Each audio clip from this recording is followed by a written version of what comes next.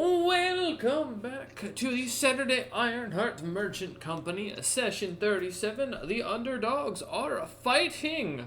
Last time we left off, we started on at the night, or rather, the morning of the 14th of the Awakening. That doesn't sound right. 15th of the Awakening. My apologies. As the party had managed to get themselves prepped, getting some snares out, and getting ready for a siege that they fully had been expecting, the group managed to hold the line, fighting their way through a horde of what appeared to be almost 35 hellhounds and another 15 warhounds. These creatures managing to tear into their friend Chastophilus, though with some quick thinking from Cinder and James, the party would manage to quite quickly summon up a ice griffin, hippogriff. My apologies, I think it was. Right? Yeah. And a dire wolf to assist with defeating these creatures. As these two summons managed to take the brunt of the force, the rest of the fight became mainly just Chastophilus getting smacked around, while James and Cinder offered as much as support as they could, until the Hellhounds would find themselves turning and retreating, as the Alpha would find itself weakened, and many of the Hellhounds finding themselves almost killed. The Warhounds as well, deciding that the fight was over and realizing it wasn't worth it, turning and running. Unfortunately for the Alpha, and unfortunately for the DM who had to listen to the party's very keen interest on killing this poor creature, no matter as it tried to dig away and escape, finding itself down almost, I think it was 30 feet into the ground before almost falling into the Underdark, the party would continue to pursue the creature, shoving an ice column down to it to knock it down and managing to kill the creature, while then going and spending the rest of the evening cutting up the hellhounds that they had gotten, kind of getting them ready and dragging them inside the fort to be processed. With that, Chastophilus, having kind of taken a massive amount of damage in the fight, seems to have gone into the forest looking about for further creatures to ensure that these hellhounds aren't planning to continue their assault.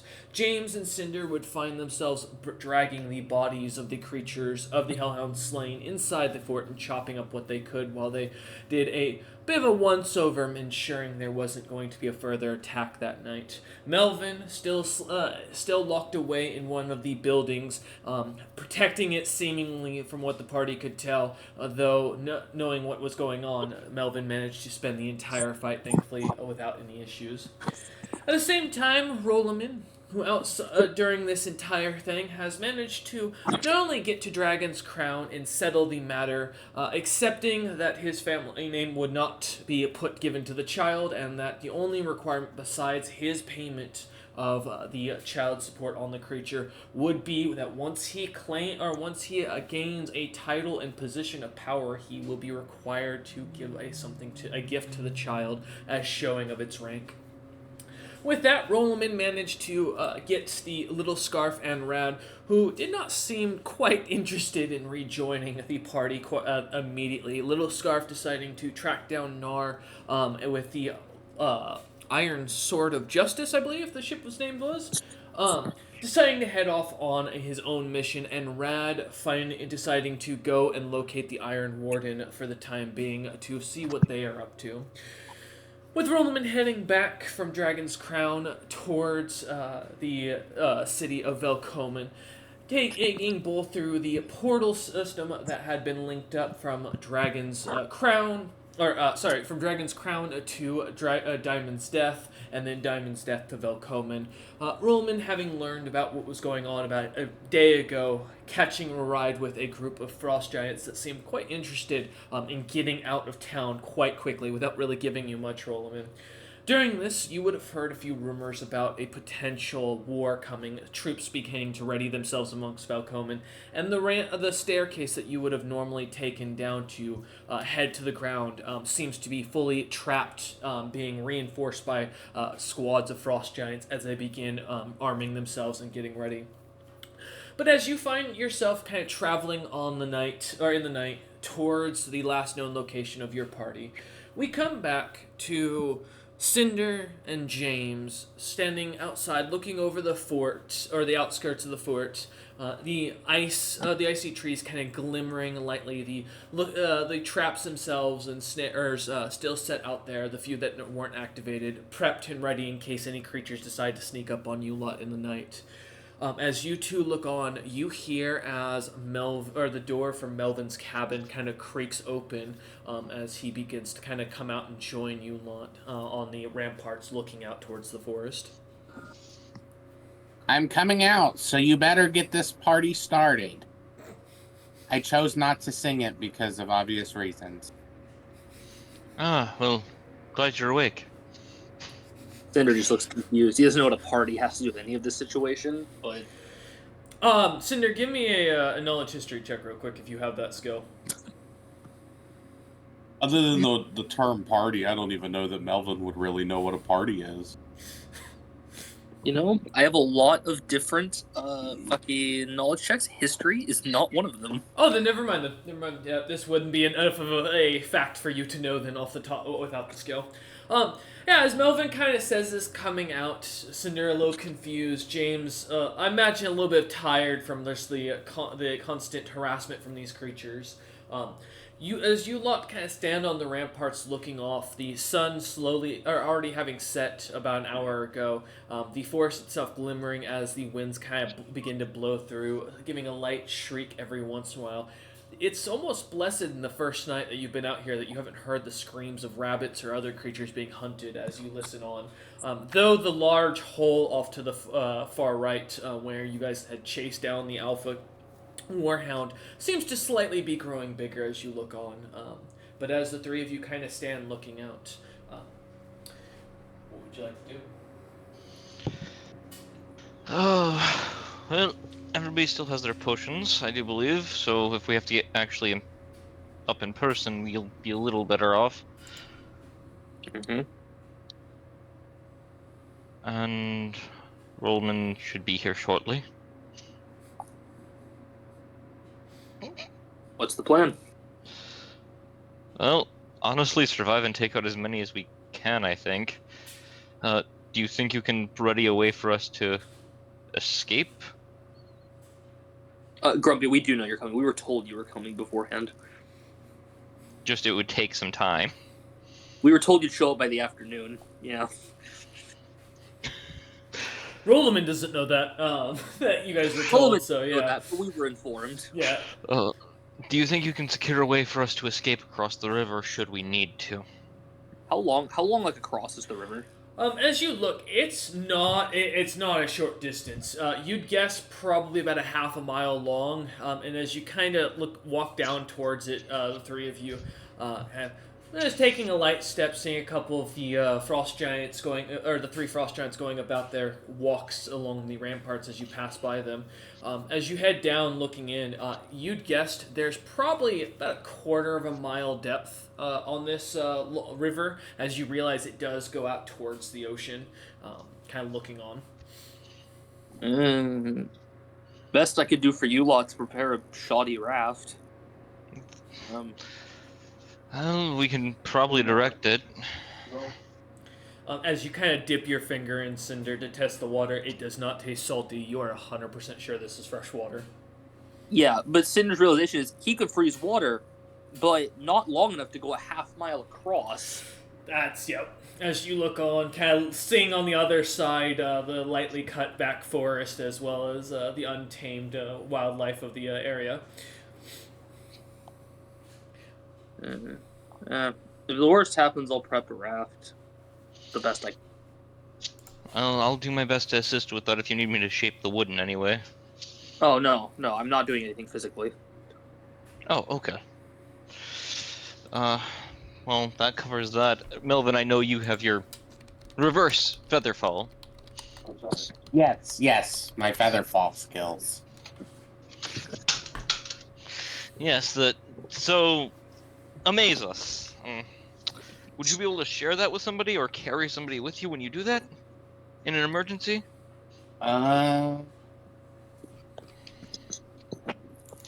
me see.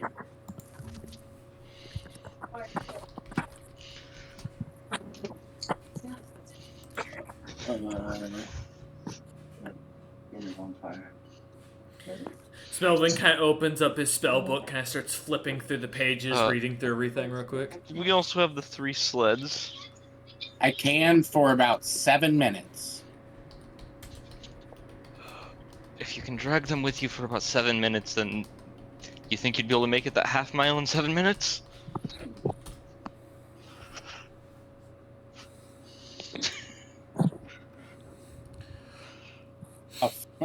How far away is it? As you wait, sorry. How far away is what? Going How from far shore to away shore would I to have shore. to make it if I was going from shore to shore? Half mile. It's still so in feet. Put that. Miles, 2 feet. Let me get the. That's 5,280 feet. Oh, sorry, no. Half that. One sec. I can't do basic math in my head, so thank you. Actually, it's 2,640 feet. Thank you. Oh, you According know to what? Google. I can only move them up and down. I can't even move them side to side.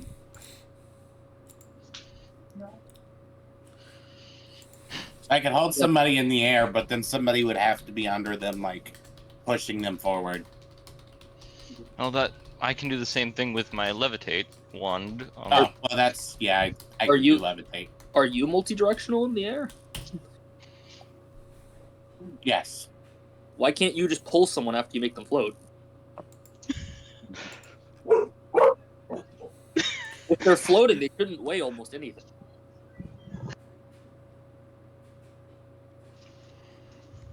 In the distance, a warhound barks its agreements.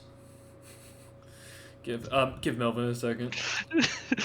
Oh, no, I mean, that's the plan. Well, I can only make myself levitate, and other people. I can't move side to side, so I'd be relying on someone else to pull me. Uncle, I was gonna see if you would be willing to. We have rope, and you move very fast, You want me to pull you across like a the giant water? metal balloon. I don't think you realize how I'm getting across the water. I'm not going to be able to pull you. How are you going to get across the water? I'm going to turn into a fish. My God, man!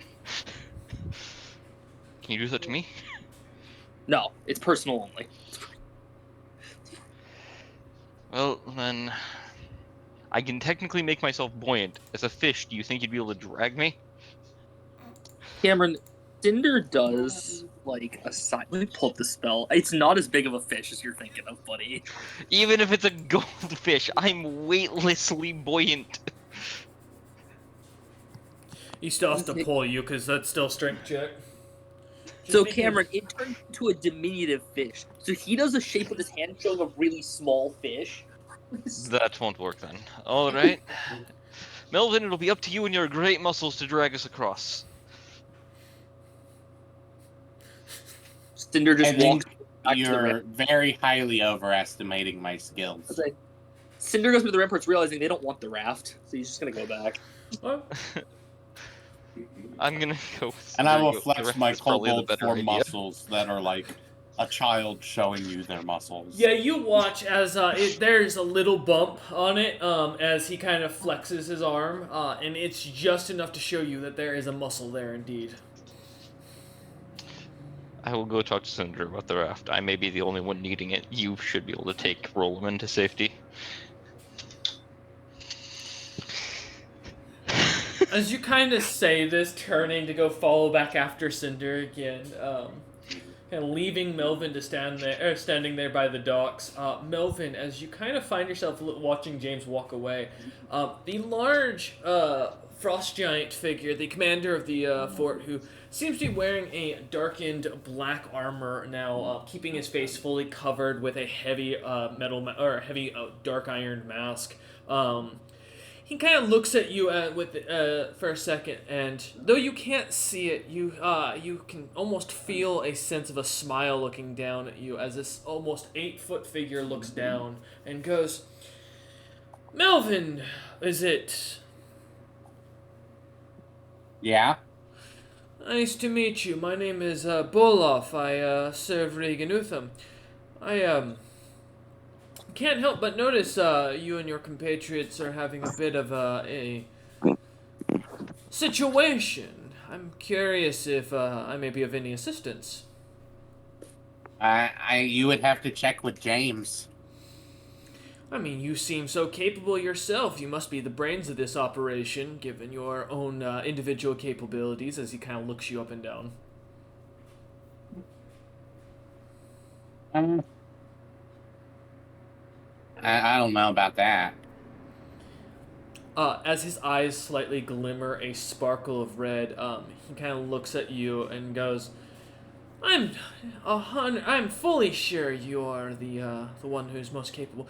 Why don't you come here? I've got something that your benefactor might be interested in my cabin. A book that is capable of giving access to some of the most terrifying arcane spells out there. I'm just gonna stare at him and see if Zebril says anything to me. You are getting a sense from Lord Zebril to actually give me a sense motive, real quick. All right.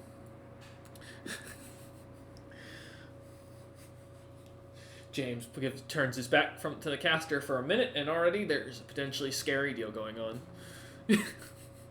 17. 17. You get the sense that this individual is planning or is slightly hostile to you, but he does not seem to have an immediate hostile intent. Zebril kind of, as you wait or as you wait for a second, kind of comes back and says, "See what he's got to offer. If at the very least you can always escape, your compatriots are right there." What's in the book? Kind of looks up at you and goes, "Oh, it's about an individual I had found. His name's Mel Bonebreaker or Bonebaker, something of the sort. Managed to catch it from his hoard when he wasn't looking. Little personal spellbook if you're interested." As his eyes glimmer red again as he looks at you. I'm gonna float a little or move a little closer, but still out of reach. Mm-hmm. Hold it out. Let me see it. Oh, I don't have it on me. It's in my cabin. I do apologize. An item of that value isn't great for keeping outdoors.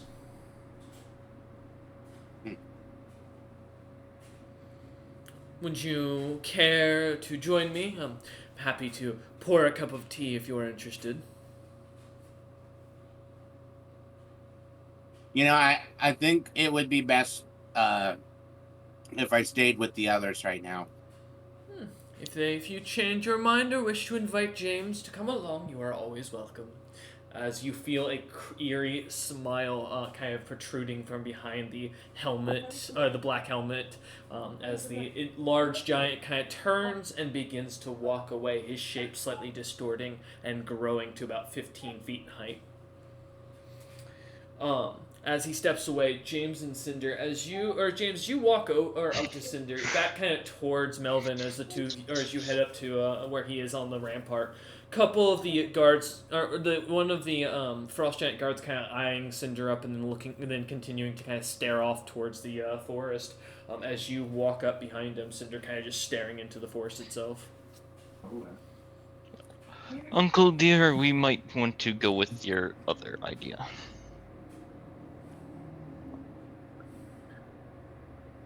Oh, so now you want it when I walk away. No. I'm sorry.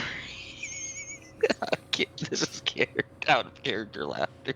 The fucking response I was not expecting. God damn it, Chester. Yeah, now you want a raft after you left. Suddenly didn't want the raft. I see how it is.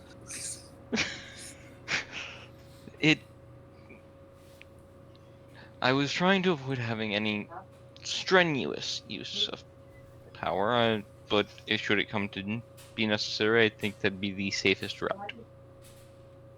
Well, I can make it on the fly, so I'll make it as we leave, if we have to. Alright. If that other one was the pup, how much bigger do you, in your experience with nature, believe the parent of it to be? Ooh. Give me a knowledge nature. Knowledge nature. Plus 14 to this.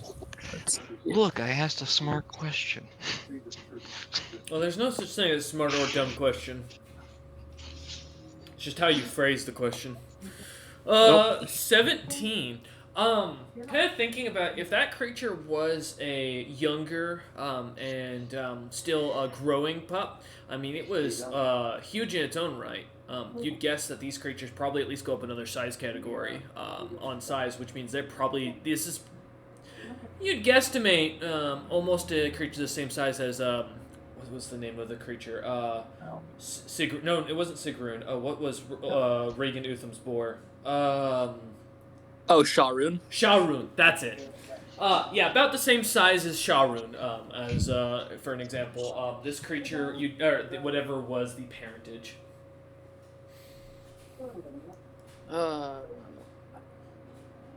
You know what a siege creature is, nephew? Somewhat. We're talking about a siege creature size creature. You know the Regan's boar, the big thing known to, well, thought to be able to knock over city walls. Yeah. That is concerning. As James looks down at the stone wall, realizing it's only about 40 feet in height. Meaning we're roughly standing at about its face's height right now. Yeah, as what Cinder Yeah. seems to be implying. Yeah, that's what you guys do. You're lucky in the regard that it depends on the animal. Some of them are long instead of tall. You might get lucky. For Cinder's own note, these were the Warhounds and James as well. When you guys saw them, they were mostly chest. They have a smaller hindquarters with it kind of closer to the ground and lower back legs that seem to be a lot thicker around the muscle, but very stubby, almost designed for jumping, as well as instead very long front legs and a very wide chest. I can give him false hope. That's fair. Yeah. Go ahead. As Melvin rejoins the group, they just hear him. Do you guys know there's some weird guy in the town asking me to go back to his house with him? Oh, That's the commander, Boloff. Don't just wander off with him. Would you be willing to join me to meet with him later? He has a book I'd like to see. Heavens no. Are the other guards like wandered off at this point? They are. They seem to be kind of just going about the patrol around the fort, not really kind of getting closer to you lot. Melvin, lad. Last time I went in there, I walked out with no memories of what I was doing in there.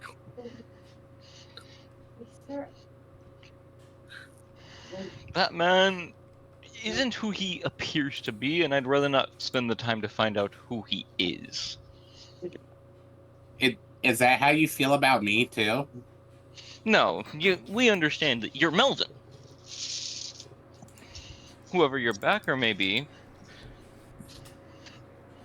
even if your form changes, you have proven to stay the same Melvin. Isn't that right? I see. As James looks to Cinder. Oh, you know I'm not the person to ask. As Cinder's like not even looking at you, looking up in the forest, deep in contemplation. I'll gently pat Melvin on the shoulder, going, "It's a difference in reasonings." I haven't known You it. do it. Go ahead, Cinder. I haven't known any of you for very long. I don't really, know who to trust. Ouch, uncle, but fair. Melvin, it's a difference in reasonings. You do it because your backer has told you to do so. We don't know why he does it. I mean, I'm sure if you met with him, he would tell you. And that's the thing. Not everybody's that nice. Some James, people, when you find out... As you kind of, I'm just going to put a little note for, as you're saying this, Melvin's kind of like looking at you, looking back towards the fort, inside the fort. At your angle, kind of seeing the building that the commander is in, one of the windows seems to have the boards being taken off of it. You see for a moment a snowbeard female kind of wave at you, a flutter or with a bright smile, and her beauty almost intoxicating for a second as her hand kind of flutters to try and get your attention. Almost immediately as you are kind of saying this, and your eyes begin to clear as you see suddenly Bolov. Weirdly, with his helmet, like waving at you with his fingers out, like like what you'd expect of a dainty princess, as you kind of like stare at this now masculine figure. As you look back over at Melvin, as you're kind of finishing your thought. Go ahead. We will not be going into that house. James's eyes look into yours, Melvin. Look into where your eyes are, or where however you want to phrase this, but you see James has concern very clear. Melvin does have eyes currently. You don't know he has one eye or where yet, so. It's been spilled by Zilpip a good while ago that he is a beholder. I don't know how he's taken the form he has, but not my business. Do you know, Cinder, if these things were fire resistant? What, the things we're fighting? Yeah. They're fire immune. Immune. Okay. Noted. They breathe fire and stuff. I figured they were at least resistant. I just wanted to make sure. My backup plan is not going to work, so. Yeah, neither is mine. As you kind of stand over this, it is getting around about this point 11ish at night. As many of the guards are kind of or the three guards are kind of just doing their patrols.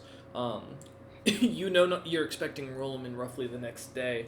Do you or is there anything else you would like to do before heading off for the night? As long as we've already butchered the carcasses, then no, we're gonna set up, I guess, a rotating watch between us. Would be the best bet. Butchered the carcasses, reset the bear traps that got triggered last time. Okay. Yeah. Okay. Give me a second for trap setting. That is a skill, I believe. Let me see. I think last time I had you just roll as a sleight of hand, correct? Nope. Was it trap It setting? was a survival last time. Yeah, it was survival last time. Because I know you got a 25 last time. Yeah, that's fine. We'll take a survival check. That's fine. As you start heading out into the forest and beginning working away at them, I've already got your rules for butchering the carcasses, so you're golden on that. As Cinder heads into the woods, kind of finish resetting the last few of the traps that needed to be set up. James heading in to the bottom left house where none of the troops seem to be stationing themselves. A couple of beds inside there as you kind of walk in, James. A large metal fire stove has been kind of set up. A simple table and a bookshelf with a single book that just reads as the Collective of Pyrrhus Notes, the year 65,009. Kind of seeing that, knowing that this thing's out of date. As you come inside, getting yourself set up. A few beds in the corner as you look about that seem to be kind of set aside and not yet slept in. Anything you'd like to do as you enter? Kind of Cinder is still out there, and yeah. I'll let Melvin know there's a book in here he might want to read. I don't know if he's read it before. Yeah. Melvin, are you going to kind of head in after James towards the cabin, or did you want to explore the fort at all? Or anything? Yeah, I'll go in after him. Okay. As you kind of follow in, as James kind of turns and points over towards the book that's sitting there, some dust kind of gathering on it.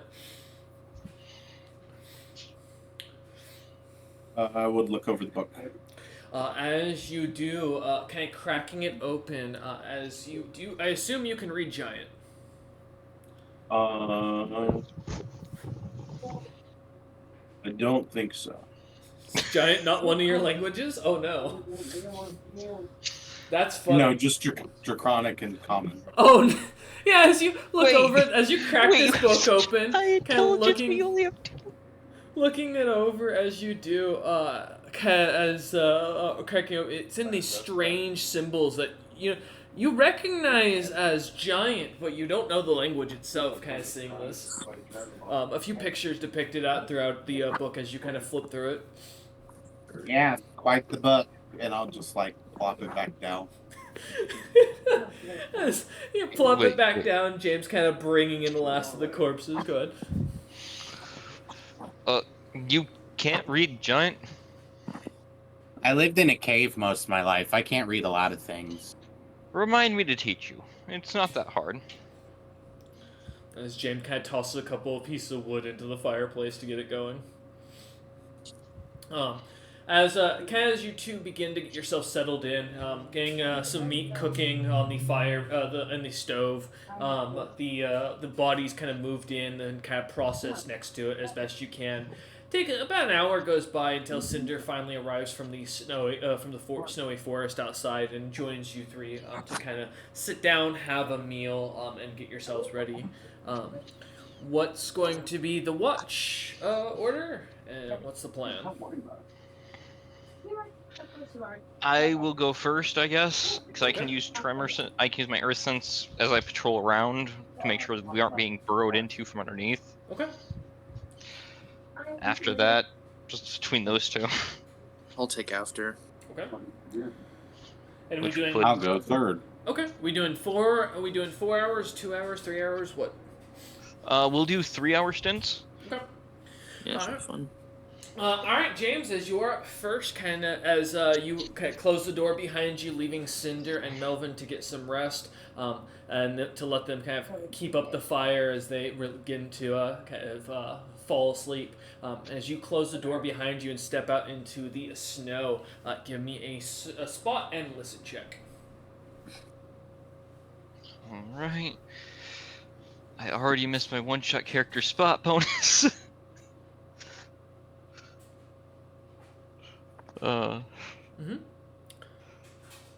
19 per spot. Okay, and then listen. Double checking, just making sure I have the. Only have this bonus to it. Yep. 8 for listen. As you kind of get your shoes on, kind of put your snow shoes on, strap them to your boots, test them on the snow a little bit, begin to step out.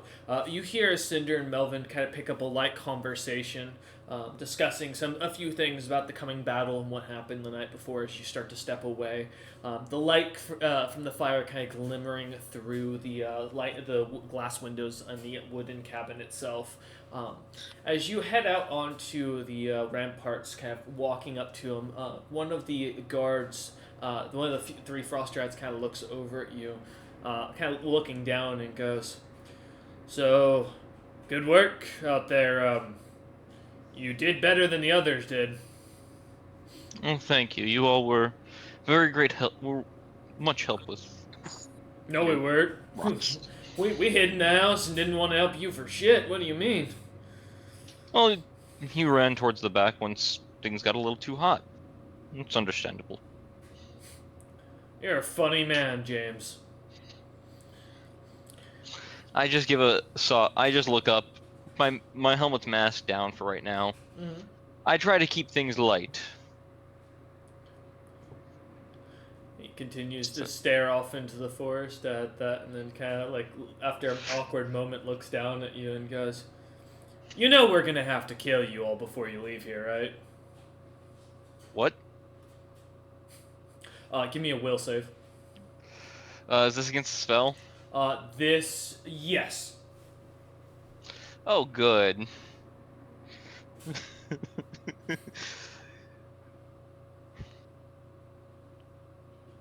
29. 29. James, as your mind suddenly clears, you find yourself putting on your snow boots and the sounds of Cinder and Melvin suddenly talking again behind you as you close the door. Your brain kind of, like, taking a second of deja vu as you look up at the guard, like, hand on your weapon, kind of waiting for something. Nothing happens as your mind kind of clears and you look about and you just get the weirdest sense of something just happened. As you feel a spell seemingly dissipate and the magic around the fort dissipate. As it does, you notice there are almost 30 frost giant bodies scattered about, butchered, spears sticking out of them, swords sticking out of them, pieces of their body parts tossed astrewn, and blood almost covering every inch as you look out into the snow. The three giants that kind of that have been with you this entire time, standing over what looks to be a large corpse of a Bolov-like figure who's been shoved into a corner as a fourth suddenly appears out of the shadow and looks over at you. As he slowly morphs down and shrinks, you see Jakix's form once more appear as his grayish skin, yellowed spiky teeth, and red eyes, as well as his traditional red attire, as he walks out of the shadow and towards you, James. I'm on edge. I had a deja vu moment. There's a bunch of dead bodies. See, as he continues walking past, kind of stepping, this light squishing sound as he ends up squelching or stepping onto an arm that seems to squelch out a bit of blood as he passes over it, kind of coming up to you. He kind of smiles as he gets about 15 feet and stops and goes, "James, you look like you've seen a ghost."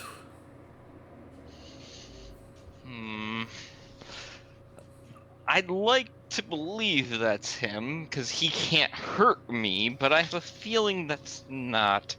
Sense motive. Sure. And you're just trying to tell if it's him? I'm trying to tell if this is murderous. Okay. I'm trying to sense any murderous intent, because at this point, Jakix shouldn't really have any with me. Mm-hmm. For a net 2027. You realize that's not Jakix. And this person is definitely hostile. As your mind starts to clear and you begin to feel something is pulling in your brain apart, searching for it, while causing you to be set adrift in a sense. As you start to realize everything around you is both real and not real, as your mind seems to, almost like a blur effect is being tossed around the entirety of the world around you, seems to stutter and go back to what you had seen earlier, a clean fort that looked to be a little bit disarray, but that was from the siege that you had been part of, to suddenly this bloody massacre with Jakix standing there, as it seems to kind of flutter in and out. You are 100% sure this person is hostile towards you as you feel your mind being pulled. Well, I know that it's a magic effect. I know I probably can't beat the caster level of it, though. Is the only issue here. And I don't have the magic to do so right now. Because I haven't had my rest. Guy turns his head again and repeats, "James, you look like you've seen a ghost. Are you okay?" I'm surprised to see a criminal standing in the middle of a fort. Because you shouldn't be here. As a matter of fact, I don't think you are here. Cinder and Melvin's on the other side of the door, enjoying themselves, not realizing that James is just standing there stupefied right now. Jakix figure kind of like smiles, a almost wide smile, too big for his face, as his teeth begin to show up, and he begins to pull something from behind his back, and as he holds it up, you see Roloman's severed head, and he goes, "Should I deliver this to Alfred Stone, or maybe that Lord Meadmancer who's after you?"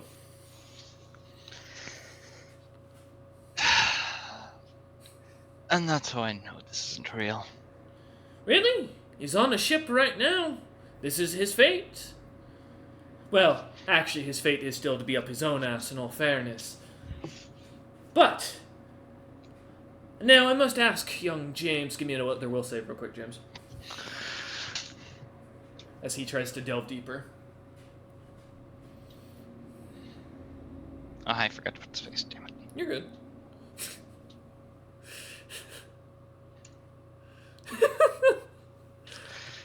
Damn it.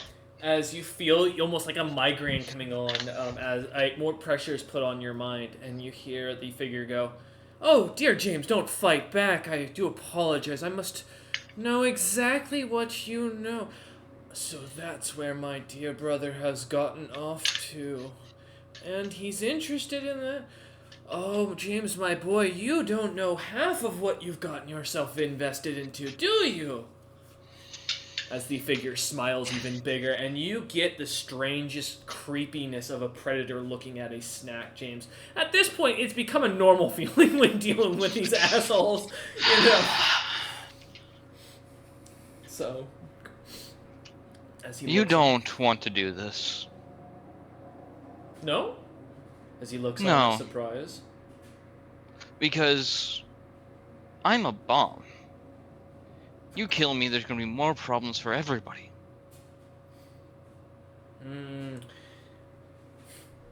I mean, that's true.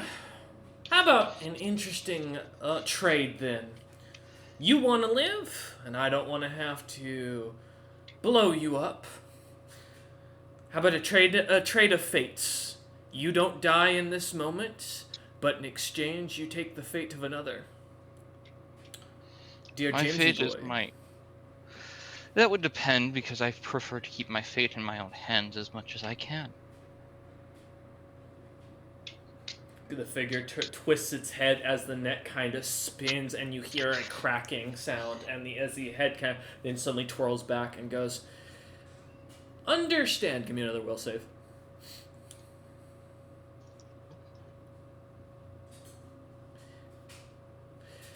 He goes, "Understand, Jamesy boy. Your fate is sealed. You die here tonight. That's it. There's no coming back. I am not the one who's going to bring you over. Don't worry about that. But you do die here. Just like your cousin's going to die at the same time. Now I must ask, once more, Jamesy boy, will you give up your fate and take that of another in exchange for living? Or would you rather see your friends have to bury you?" I have a question out of character. Yeah. This is a point that seems like it's appropriate to use this. How far can I stretch this divinity point?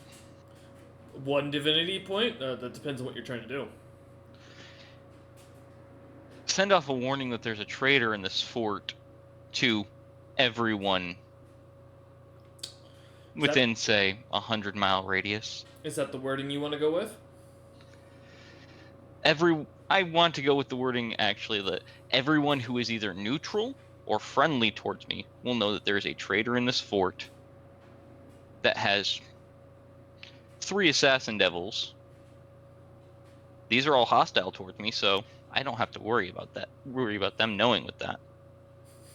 Okay. And if I can, I'd like to stretch it just far enough to end the effect that he's trying to do on me.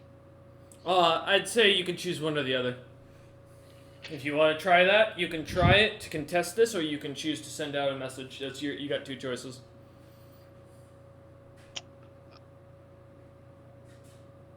100 miles, that would get it to Velcomen and Knighton. I'm gonna give you a second to consider this. While you take a second. While you do, on the other side of the door, Melvin and Cinder, as you find yourselves kind of relaxing, enjoying yourself, as the meat in the background is cooking on the stove, and as you kind of look on at the light rain kind of pattering against the window, as it does, the sounds of the wind whistling by as it does, a faint music seemingly playing from a corner, and a little crank music box that James had twisted and set before he walked out. As you two kind of sit at the table, enjoying a light meal as you do. Is there anything you two would like to do?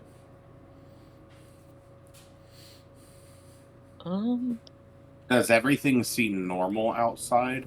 Yes. As you kind of look outside expecting something, give me a spellcraft check, actually, Melvin. Okay. Cool. Oops, I clicked the wrong thing. No worries.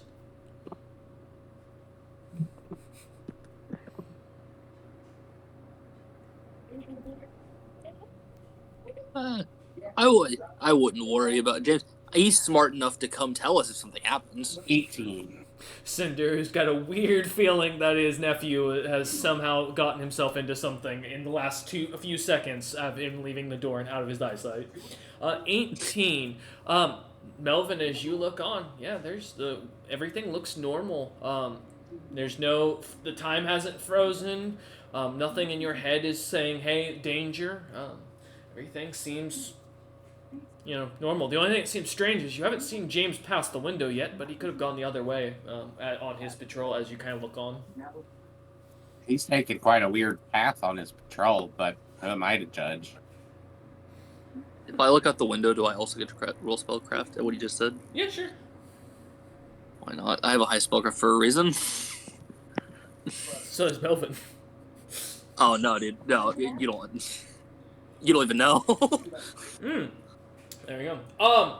As you look out, you do not see any magic going on. It looks almost like a normal night. I mean, it's kind of cloudy. It is pitch black outside. And you can't really see James. You do see the one of the guards, the frost giant guards, that you know clearly is not, because as you've already seen otherwise, standing out there, staring out in the forest with a javelin or a spear in hand, kind of watching the tree line. But you don't see any James out there. But that doesn't mean he couldn't be at the other side of the fort. Yeah, no, he's fine. James, like any other sane person, if anything happened, he'd immediately come back inside and say something. As Cinder kind of hops down from the window and kind of walks back over to the table and sits down. Alright, as you two kind of begin to continue enjoying yourself, it sounds like James has given himself a second of thought. James, as we jump back over to you. Yeah, I'll start stepping back. As you go to take a step back, give me a strength check.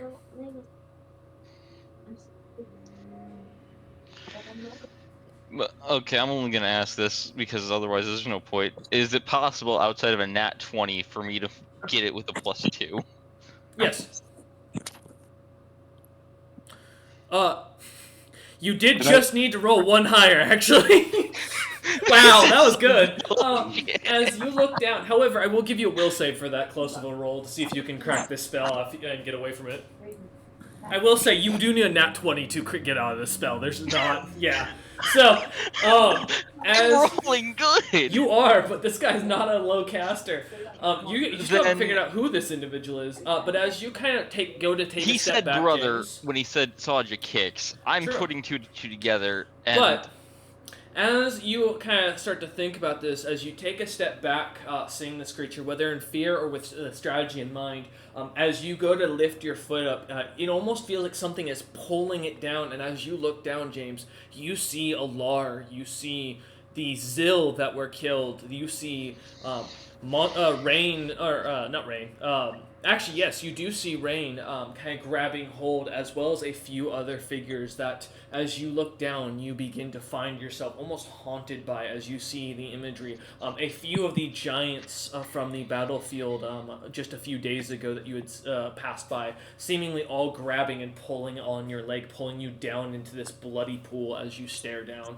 A light fear kind of beginning to rise in the pit of your belly that this is not a spell, that you are actually in the middle of some horror situation, and your compatriots do not seem to notice. Well, you've made it clear you're a Morin. You've made it clear that we are to die.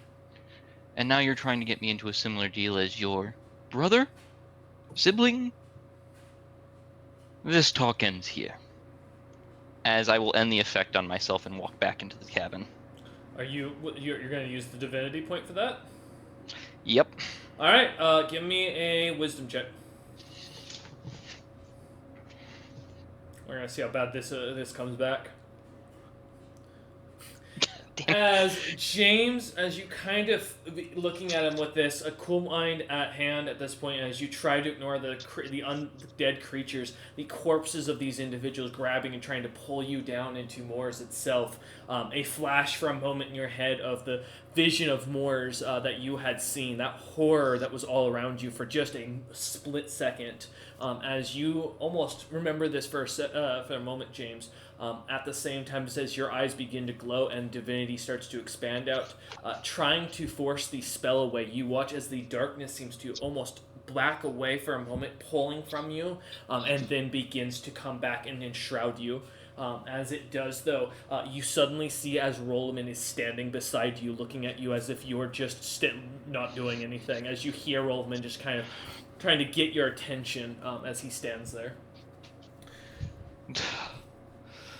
We're going back inside and we're getting the others and what we have and we're gone. James, as you go to say this, you find something grabs your mouth. As you look down, you see a Lars corpse staring at you, emblazoned. His eyes go on as nothing but fire seems to kind of fill the holes. As you hear a Lars screaming in pain, though his mouth not open, as he goes, "Why, James? Why did you kill me?" I'm ignoring it. I already talked to Alar once. As you choose to ignore it, give me another will save. Is this still part of the spell effect? Yep. Goddamn. As you... I'm rolling consecutively high on those. Jumping back to Melvin and Cinder, as you stand there, it's at this point around midnight. James hasn't come back in about in the 3 hours, as it's about in time he should be returning, roughly at least at this point. As you kind of look outside, Cinder, looking for him, you do see Rolman just kind of standing at the window, looking at almost towards the door, like it just looks like he's shouting at someone, though you don't hear anything. Great. One of them's gone crazy, and one of them doesn't even know how to keep. All right. How far am I from James right now? Assuming you're kind of still relaxing yourself, either in a bed or at the table. At the table, you'd be about 10 feet from the door, which James is on the other side of. If Melvin is the type to actually sleep in a bed, which I put that to you to decide, he'd be about 20 feet from the door. If the luxury is there, probably, but he's used to sleeping on the floor or cave, so... Yeah, then about 20 feet from the closest door, or from the door itself to get out. So he would be... Okay, yeah. I would like to detect thoughts on James. Okay. James, give me another will save in the background. I really hate that this is probably going to be the one I nat 20. I know. Here it comes. Does a 17 beat the DC, Melvin?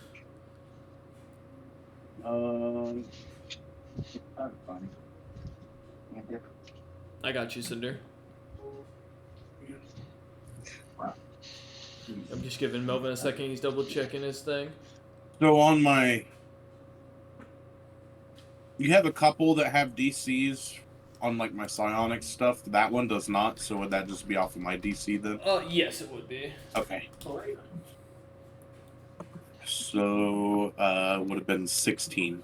Yeah, the one time that James succeeds, you as you try to detect thoughts, you find his mind, like almost as if James purposely cuts the spell, not really allowing you to notice anything, Melvin, as you try to try to detect the thoughts of James. Well, as you that was interesting.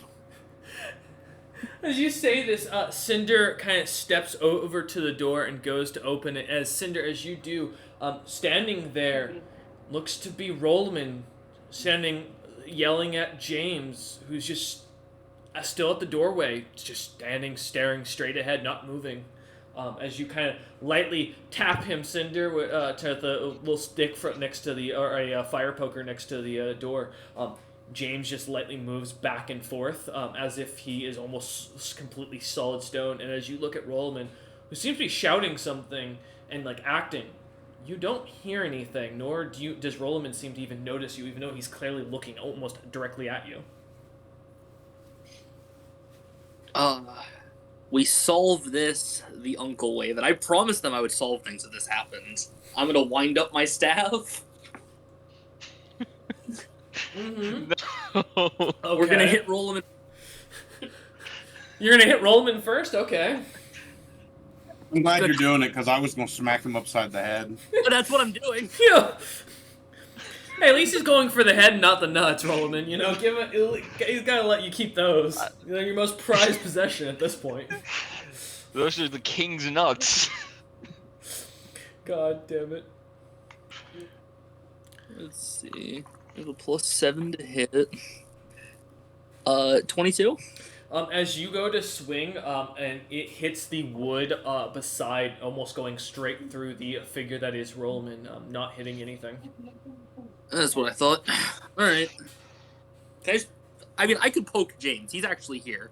As you do, you see James starts walking forward and just starts going towards the fort walls, beginning kind of head that direction with almost robotically as his legs seem to move, but his arms still stay at his side. As you see his facial expression as he turns to the side, it is blank, and you can see drool coming down the side of his mouth. Idiot. Oh, I want him to be this kind of person. Cause me problems. I'm just gonna follow him. As you step out, give me a will save. Idiots. Man, it's a spell, so.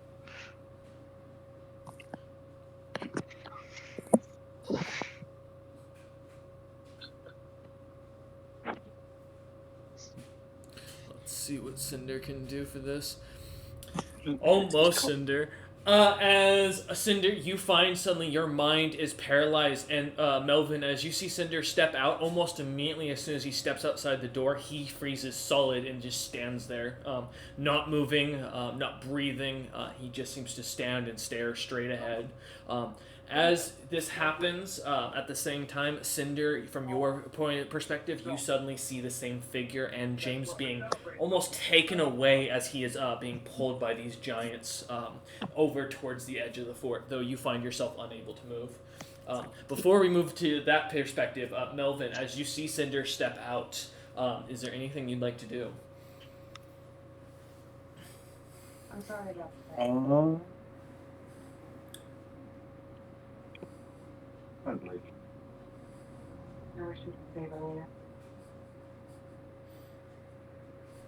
Damn, I don't think I have any. I will Well, I was say gonna try to use some rope and try to pull Cinder back in, but you do notice Lord Zebral's influence on you seems to be waning. You can't hear him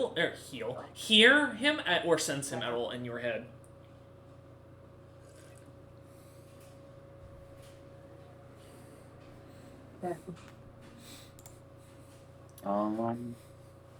alright, doing. No worries, you're good. Take a second.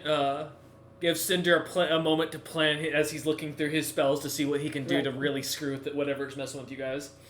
Ooh. I don't know if this is gonna work, but fuck it, I might as well try. Melvin will pull out the wand of protection against evil and cast it on Cinder. Oh, you fuckers. I forgot about Yeah! that. No, shit, wait a minute. Let me double check the spell. Fuck, hold up a minute. Uh-oh. If I only gave that to fucking Sunday. You did. I James bought two of them. Oh, that's right. Cameron bought these for the Hellhounds. Contact. Let's see. Barrier blocks any attempt to possess. Shit. All right. Fuck. I don't have anything with that. All right. As you cast this onto Cinder, so almost as suddenly, from your perspective, as you look on, you feel a almost suit of armor kind of enwrap you, beginning to glow, and around you, these darkened fit shadows seem to be bolted or shoved out of your body and on the edges.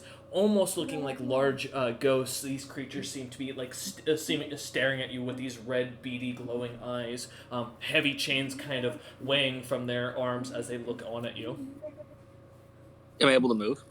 You are once again able to move. As you look back and can see Melvin, you also notice Rollerman is not actually there. That is a shadow figure of some sort. And James is being pulled away by two shadow figures.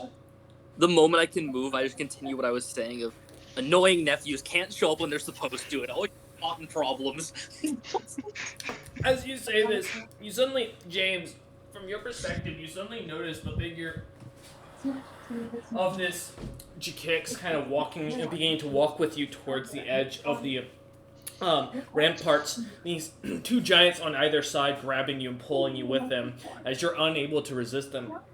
Him monologuing about some evil grand plan in a strange tongue that you're not able to catch, though recognizing this language as abyssal. Can I reach my wands? Your arms are currently being held. Also, you haven't broken the will save. Oh, damn. As you are brought to the edge of the rampart, as they stop and the Jakix figure turns, as you look over both Melvin and Cinder and see this figure kind of stands there, as you also see that Kaijin and his group are look to be locked away inside their house. Two of these shadowy figures kind of standing out front.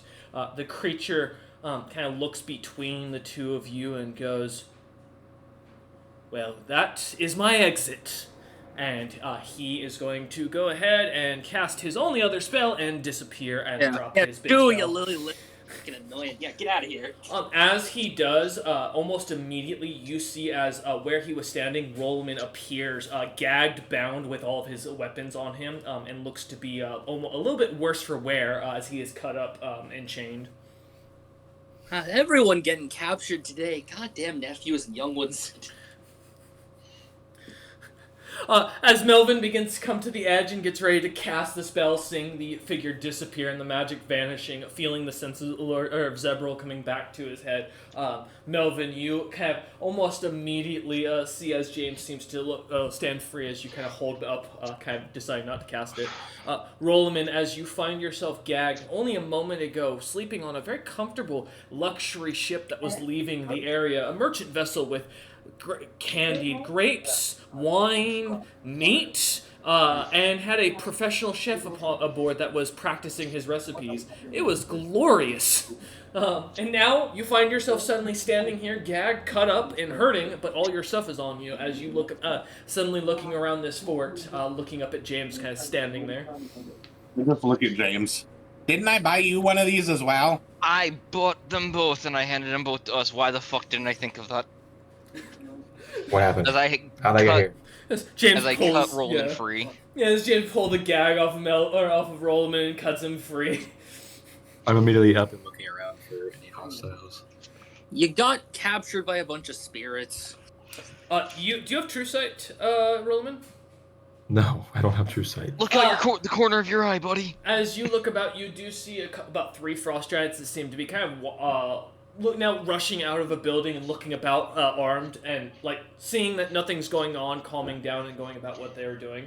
A 4th figure that looks you recognize Roman as Boloff, actually, from his armor, seems to step out, standing almost 25 feet tall as he suddenly does, kind of looking over at you, and then seems to tilt his head slightly and then goes back inside as the rest of the frost giants go back there working.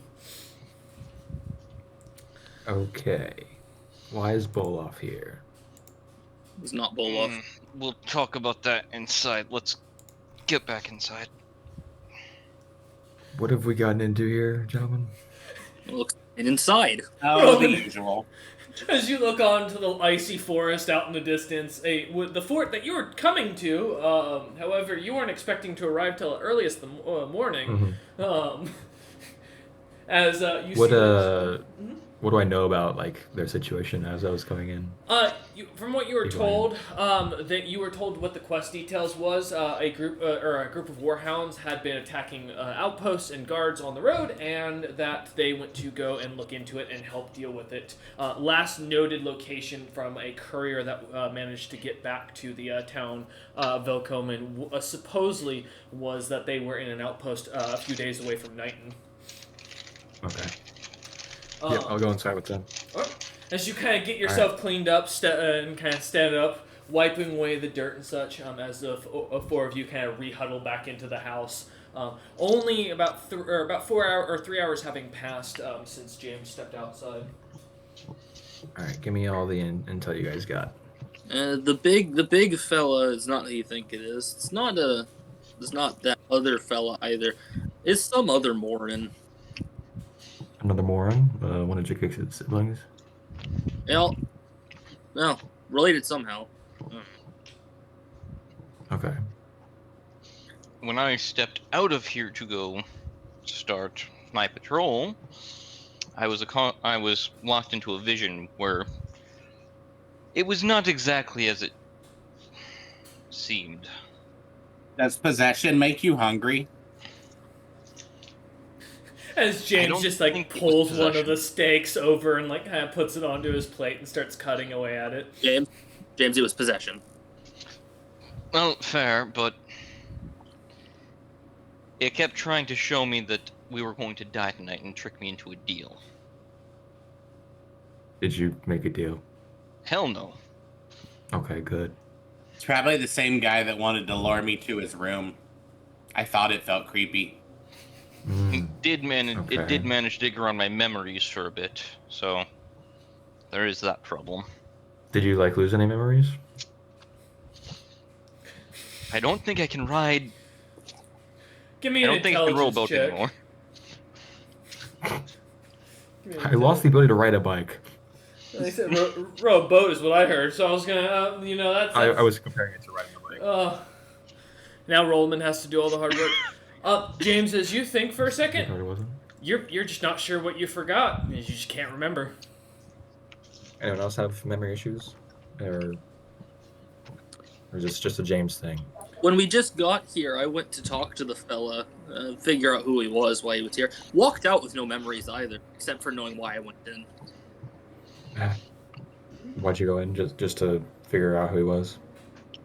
Well, from my understanding, my nephew never looks into people looking to kill him nearby, so I wanted to confirm. Oh boy, I love having memories messed with. And from this point on, Roman's going to be keeping notes on things he does. All right. Here I'm gonna message James something real quick.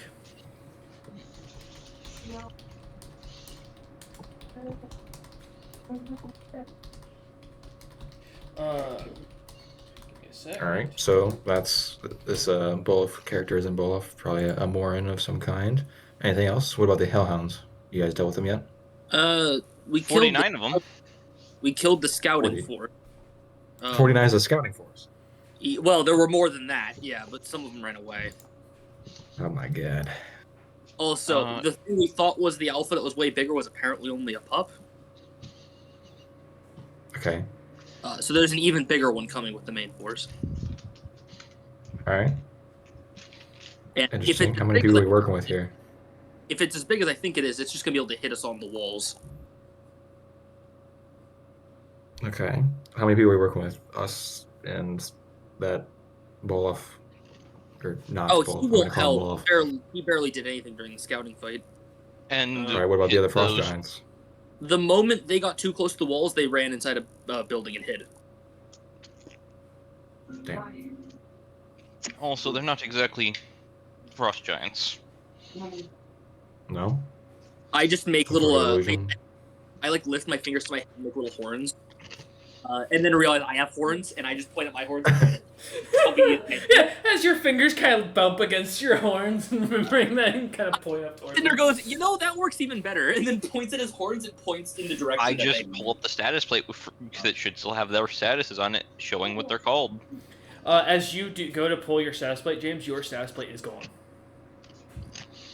No, unexpected. So they're like you, Cinder. But not dragon. Think of something else that has horns. Okay. And they're really good with these, as I pull it like a dagger. Are they gonna stab us in the back? Probably. Why are we still here? Well, if we leave and we run into the Hellhound Horde, we're dead. So if you have a brighter idea. Well, you see, I see a pond there. And it's How a fast are river. the Hellhounds? Asking you guys. River, fucking whatever the fuck. Faster than him, faster than you. I think technically faster than James, not faster than me. Yeah, Alright, are they fast enough they were to find roughly a bridge going and cross about, it? They were roughly going about 40 feet every 6 seconds. As the minimum for reference. Mm-hmm. Well, I mean, if we cross the river, I don't think they can catch up to us in time.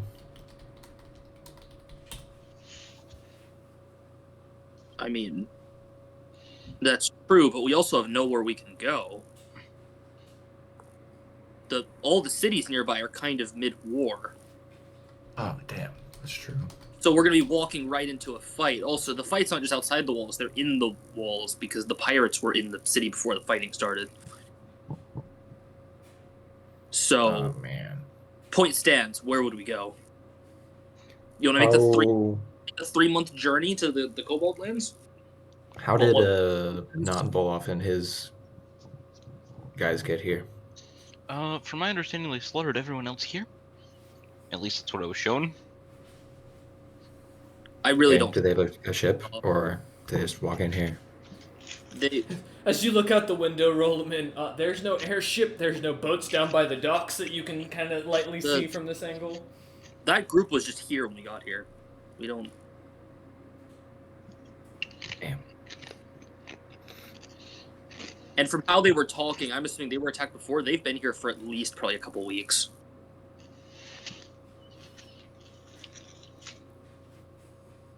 This is not good. I didn't get anything to do during the last. What? What'd you say? Oh, I was gonna let the Hellhounds in to deal with those 4, but never happened.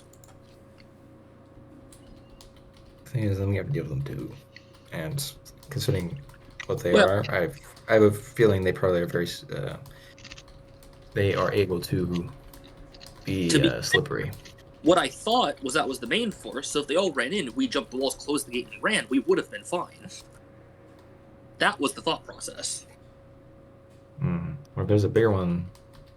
Yeah, didn't know that. They won't be able to be locked in. They'll just break down the wall. Yeah, I didn't know that at the time. That's fair. It's not gonna work now. Man. However, that other fella cast a spell that shouldn't be possible if it's arcane right now, so I really don't know what he's capable of. Is there any way we can convince him to help? Probably not. And I'm not willing to try, given that I'd rather not have that happen again. He was apparently trying to lure Melvin into his cabin. I feel like there's something going on in there. I mean, any idea why they're here? I would know if the memory hit the cabin thing on.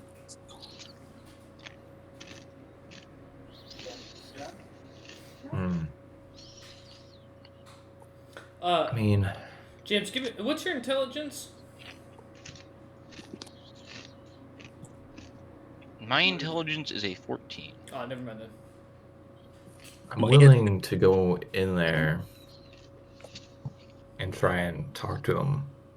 Knowing ahead of time the memory thing, I might be able to mitigate it somewhat, at least. Oh, right. Write down some things. They don't like James anymore because of something he did.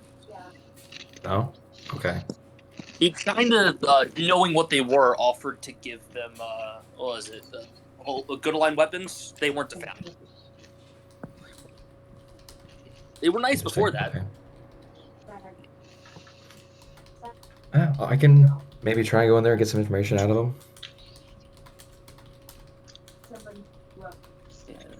He's kind of avoided me ever since I went. I feel like whatever I said, he's not a fan of me either. I wonder what he knows about me. I have a feeling he really doesn't want people to know what he's doing. Well, the only thing they said about you is that there was a great swordsman on his way. They're very offhanded about you. Perfect. I can already tell. They know the better. Roman's gonna go in there and we're never gonna see him again. Roman kind of looks out the window towards the building, seeing the Frost Giants kind of Uncle Cinder, we might want to prepare the raft. If I'm not back in an hour, remember me. Are you sure you want to do this in the middle of the night? Well, just as they also are probably distraught about this whole scenario, it might make them easier to talk to. Wait till morning, it might be less so. But I just got here as well, so me asking information doesn't seem out of the ordinary, does it? I mean, he did want to talk to me, so I could go with you as well. Well, two in there might be better. But then that might lean it towards what he wants out of you than what we're trying to get out of him. But Also, I can't build the raft until tomorrow. Just so you know, because I need to change my. As Cinder's like lightly playing with like a snowflake he's making in his hand from the ice, the faint ice I kind of magic. need rest to switch my magic. That is fair and understandable, Uncle. So, in other words, I'm gonna go back to bed while you do whatever you do. You see a little like the snowflake shape into an ice boat and then sink in, like crack and break apart as Cinder steps away, going buying a bed. what a good omen. I'm going to pack up the leather from the Hellhound, the 49 Hellhounds. Okay. All right. If I'm not back in That an is hour, proof of the I kill. died. Roman says this at the entrance of the door as he opens it, looking out. Alright. Well, All right. try not I'll to. head over to Oh, go ahead. the cabin with the not Bolaf in it. Yeah, go. James, did you have the last words for Roman? Were you going by yourself? I don't know. I think so. Yeah. Alright. I mean, I will not stop Melvin if he decides to come along. Is Melvin gonna follow Roman? Yeah, I'll go. Okay. As the two of you head into the or head out into the fort, closing the door behind you, the sounds of Cinder already lightly snoring and grumbling about his nephew in his dreams. Disappointment. Something about there's another family member named Eider being the better nephew. It's hard as James just sighs deeply as he continues kind of packing away things. Just for a note, DM, that once I had found out about the memory issues, I began taking notes on my armor behind me, like in a way that Roman will know that, like, if some sort of deja vu happens, he's going to check that spot and then see what is written. Got you. Okay. Yeah, as you kind of start taking out your notebook and start kind of jotting it down as you're walking. No, not like that, because if they see me taking notes, that's stupid. Oh, okay, I got you. On the armor sort of thing, like crude markings, so it's not detailed, but it's Okay. like something. Oh, okay, got you. Okay. As you kind of make markings best you can just to catch your attention as you begin working away at this, kind of Melvin following right behind you. Written in primitive, exactly. Little scratch marks to kind of symbolize. It would be a written language. It would just be things that, like, Roman's gonna be like instinctually know that if Roman wrote that, that's what it means this. Okay. Yeah, as you kind of start walking towards the cabin, some of the giants kind of frost giants seem to look back towards you from the ramparts. The two of them standing up towards the front of it, on the western end of it, kind of look back towards you as you pass across towards the building. As you go up to kind of knock on it, you hear the voice of Bolaf Giant go, Melvin, come in. Sorry, it's not just Melvin. It is. There. I don't know what was said. It's Rolleman as well. It's been a long time, Bolaf. As you open the door and kind of as he looks over at you and kind of almost immediately the change of this individual's personality and body language goes from excited to a little bit more depressed and droopy as he kind of stands over you two at the door and looks down and goes, "Oh, all right, well, yeah, welcome in. Please sit down. What can I help you two with?" As he kind of brings you or ushers you into a pretty simple office. What looks to be a single bed in one corner, a desk of what looks to be made of blackened wood and carved with strange figures kind of along the bottom of it that look to be almost like screaming or people in terror looking up. The rest of the room looks to have a couple of chests that look to be small, minor, a sack of coin kind of sitting on the desk and some papers, but nothing else really catching your attention.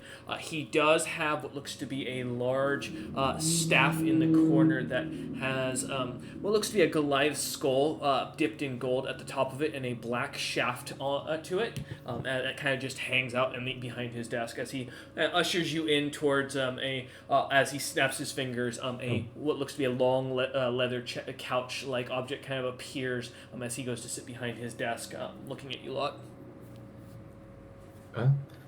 Thanks for the warm welcome. Long time no see. The world's small, meeting so soon.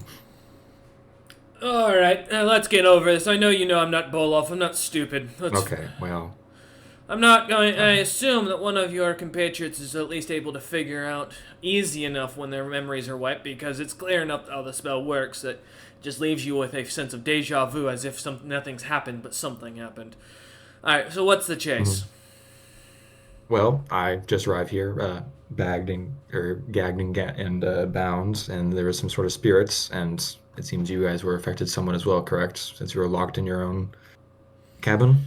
Yes, my brother is an asshole and has decided that your compatriot is his mark. As far as I understand it, it seems it's willing, and he seems accepting of it, which is why I didn't intercede on his behalf. If I'm understanding correctly, you're the swordsman known as Rolaman, the one who fucked Movasi's niece. That would be a true statement, yes. That's the one. Kind of chuckles and goes, Pleasure to meet you. Hey, anybody can stick it to a dragon, as he holds his hand out to shake yours. I'll shake it. Why not?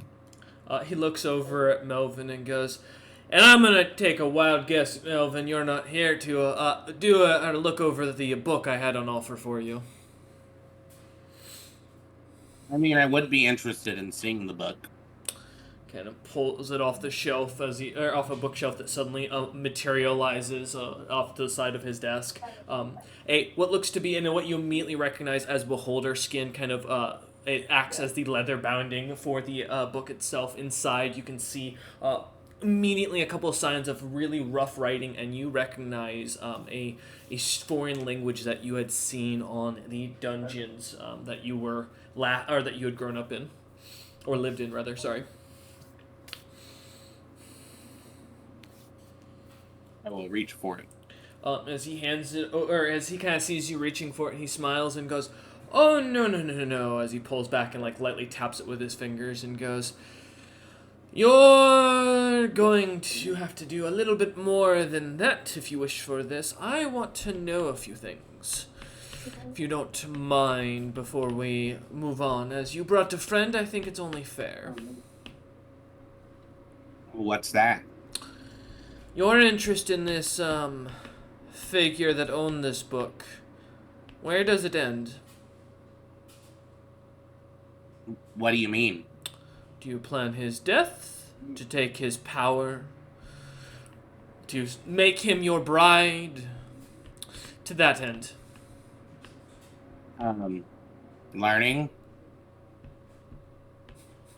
He kind of chuckles lightly at that and kind of looks at you and goes, "You're not serious."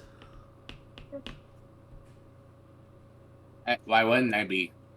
Aren't most books meant to be read to learn? Melvin is very simple in his train of thoughts. He kind of taps the book lightly and goes, To be fair, I'm only 13. Truly amazed that a creature like yourself wouldn't be driven to more pride. Well, then maybe you're not ready yet for this. Maybe instead I'll give you something more of a value. You're looking for somewhere to start your look into this individual, something to give you an edge, I imagine, about them and find out who you are. I recommend, if you have a chance, the Proto-Fiend's lands, the House of Closen, is a good place to start for the interest of all beholders and their truth. Once you've learned the truth of who you are and what you want, come back to me for this book, and I will happily offer it then, when you can answer that question in a way that is interesting. As he kind of like lightly slides the book onto the bookshelf and lets it disappear again. Roll him in now. You've dealt with that. He nods and looks over at you and goes, "What did you had business as far as goes. Your questions? I apologize." Yes, there's no worries, seeing as you guys had your business. I just got here, trying to get my my employer and our own out of here in one piece is my goal.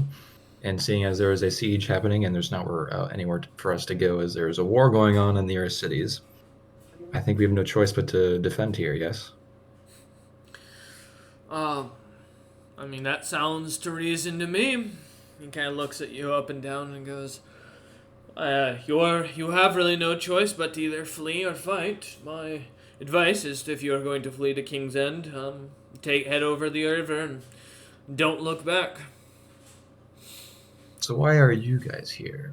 You and your frost giants. Roll diplomacy. Okay. Guys, I'm not trying to Better seduce you him. than me. I'm not trying to seduce him, so it's not going to be No, good. no worries. You're good. Yeah, right. What was that, Melvin? Oh, I said better you than me. Right? Mm-hmm.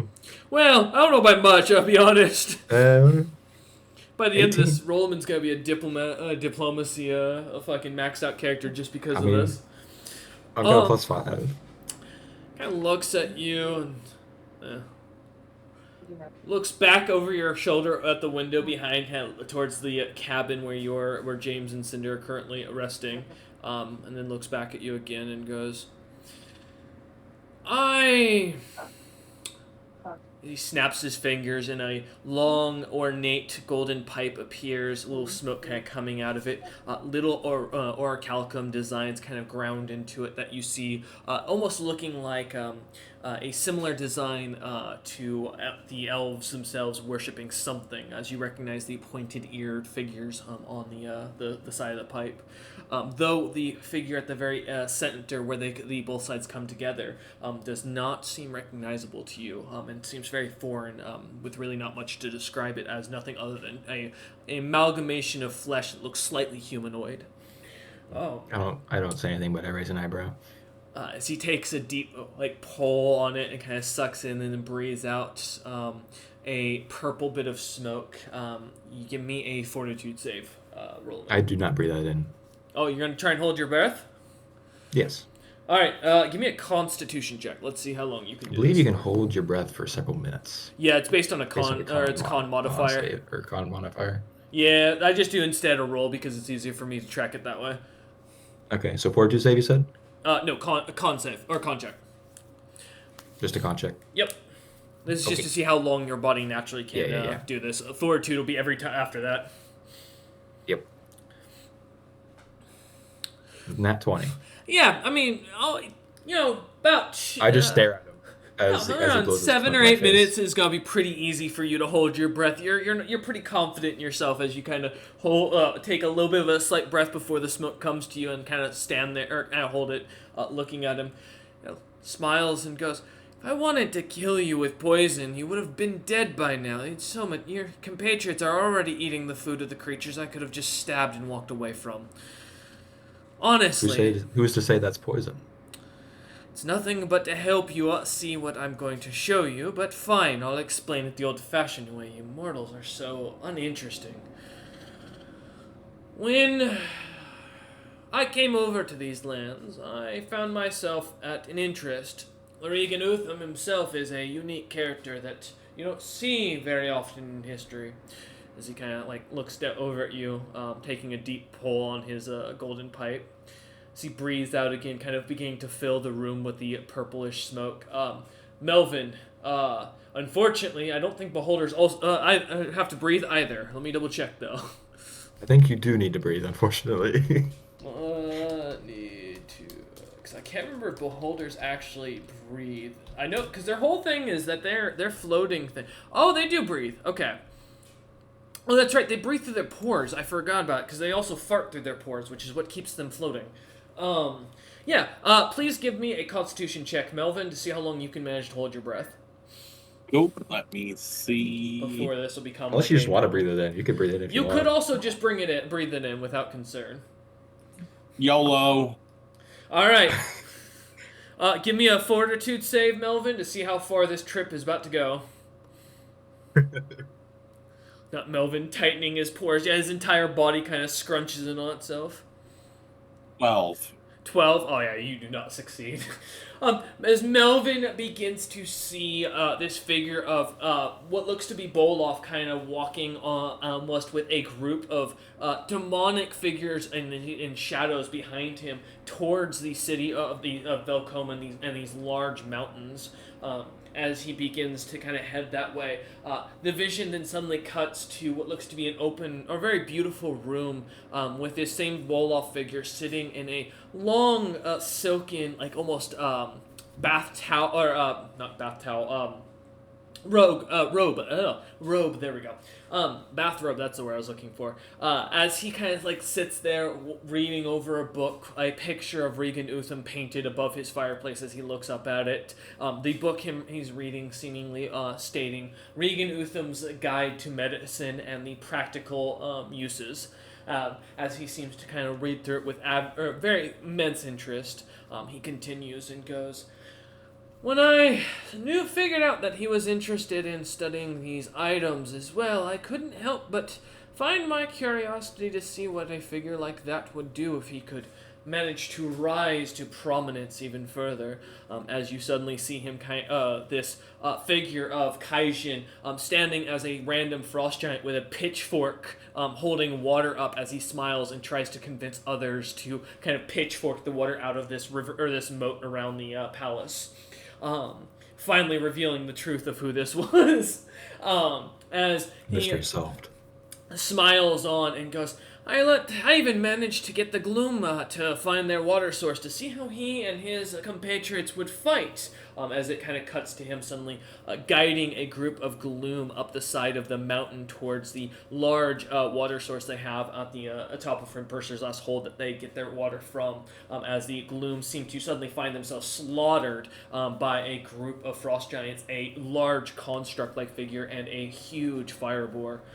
As this figure, but yet no Regan Utham seemingly amongst them, as it kind of cuts away, and he goes, I sadly was not able to get a personal audience, as he wasn't much of a fan of my experiments. As he kind of suddenly appear, you see the design of Gerso Goldmaker, the frost giant, jumping down on this group of fire giants and just attacking them, blood in his eyes, spewing out blood as two of the fire giants are immediately cut down and thrown to the ground as another raging frost giant seems to jump down from the second row of the streets, down from what looks to be a pretty dark building, and slamming onto him, tearing them apart. And Regan Utham suddenly coming in and just grabbing and cutting down the two figures, as Kaijin continues and goes, and unfortunately, it just continued until my brother got in the way of my interest, and as it cuts to the scene of what you were calling seeing Jakix standing out in front of the tavern, Boloff kind of yelling at the Sunday group, you, Rollman, kind of standing watching James trying to charge over and being pushed away by an invisible wall, as Jakix seems to smile, kind of monologuing about something, though you can't hear, or sorry, not Rollman, you don't see this, Melvin, as you see this. No. I just, yeah, getting the words, not the visions. Yeah. My apologies, yes, thank you. You're good. As you continue to see this, Melvin, as you see this from Rolleman's point of view almost perfectly, as you kind of are tripping balls, as you put it, Kaijin continues and goes, at the end, once Jakix got involved, I decided to move on and discover, but what do you know, as soon as we fiendish sorts aren't the fastest lot. As soon as I found myself leaving, the city of Nighton had popped up, and my dear brother was interested in stealing its magic, and I was curious when I saw a song dragon suddenly flaring from the town.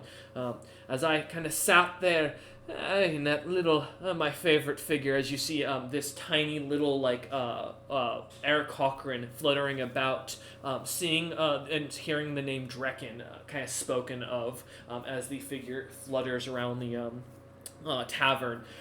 He looks about, seeing Essa suddenly flare off as just nothing but a black flash of light as it goes shooting towards the mountains. James and Rollman sneaking into what looks to be a building with an older frost giant that seems to be closing up his windows as they come in. As this scene kind of dissipates again, he goes, every step of the way, you lot keep getting in the way as well, and I can't help but notice, as he suddenly cuts to the triumph of you lot being kind of heralded as heroes in front of Regan Otham. Beside him, you see from Hroten's eyes, Melvin looking down at the party, a smile on your face or on Hroten's face as James looks up with concern. Cinder, a little bit of a wise smile on his face, knowing the predicament he just put James in on the as having to come up with the decision. The rest of the party seemingly standing behind or kneeling behind James, as the crowds around seem to cheer on. And finally, it cuts back to, as the drugs begin to fade, Melvin, around you, it cuts back to the room, and Kaijin finally kind of smiles as he takes his helmet off, still looking like Bolov, though his long pointed teeth kind of showing through and his ears slightly pointed up. He goes, "And after all that, Regan now wants to take a god war. He's just such an interesting figure, and you lot are unique in getting involved in pissing off my brother.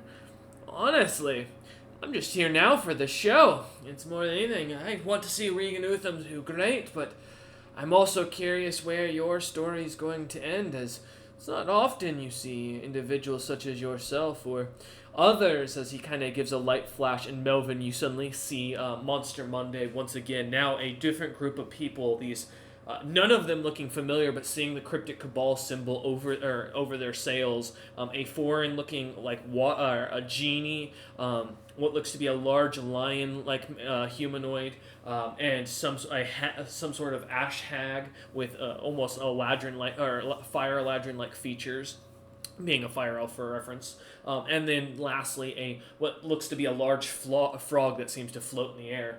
And then suddenly it cuts back over to also showing you Sunday as you see the fire giants once more, kind of standing about, a little bit more armored, and the Eider kind of standing down below as it pans down to him, being as short as he is. He continues. Is this the and drug, goes, or is this like an illusion that was shown to both of This us? is the drug effect. Okay, so I'm not seeing this either. Okay, Nope. just making sure. Nope, yep, as he describes it. He finally stops and goes, "So, to answer your question, young swordsman, my interest is to see Regan Utham continue his story through the greatest of turbulences until he finally cracks a stone wall that is said to be a mile thick, and I want to see where these heroes will break. You included there, swordsman. You included." No hero. He smiles at that and goes, as he raises his pipe and goes, "Ah, yes, I've heard that too." As James and Cinder, you find yourself teleported into the room. Cinder still asleep on the bed that seems to come with him. James kind of suddenly sat in a wooden chair he was sitting in a moment ago, looking out the window towards the cabin that you two were in. As he pops you two over and goes, "I can't do anything about the sleeping figure, but I'm going to give you all something I think you should hear." As Cinder continues to lightly snore in the background. So cozy. You four don't think yourself heroes, and that's fine if that's the case. But whether or not fate decides that is what's going to come to be decided here in the coming days. You lot have a future that is grander than you're hoping for. A war is coming, one that you're already knowing of, and you will play a massive part in it. I expect one of you to be the slayer of a god before the end of this holy war, and I expect the one of you to be shattered in every way possible. A new man will be reformed from it. With this, I want to give you a piece of advice. The more you fight fate, the harder she seems to grab hold and tear you away from what you wish to be. Embrace what you are, and kill everything that tells you what you are not. Move forward with that, and you should stand strong. Well, thank you for You the gonna- advice. You gonna help us with the hellhounds?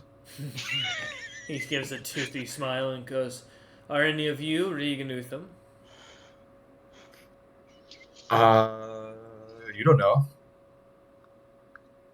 Raises an eyebrow with almost a sarcastic glare and goes, Young hero, I'm going to choose to ignore it because I don't think you understand how capable I could wipe you out in a moment for the sarcasm, and I don't find the joke quite as entertaining.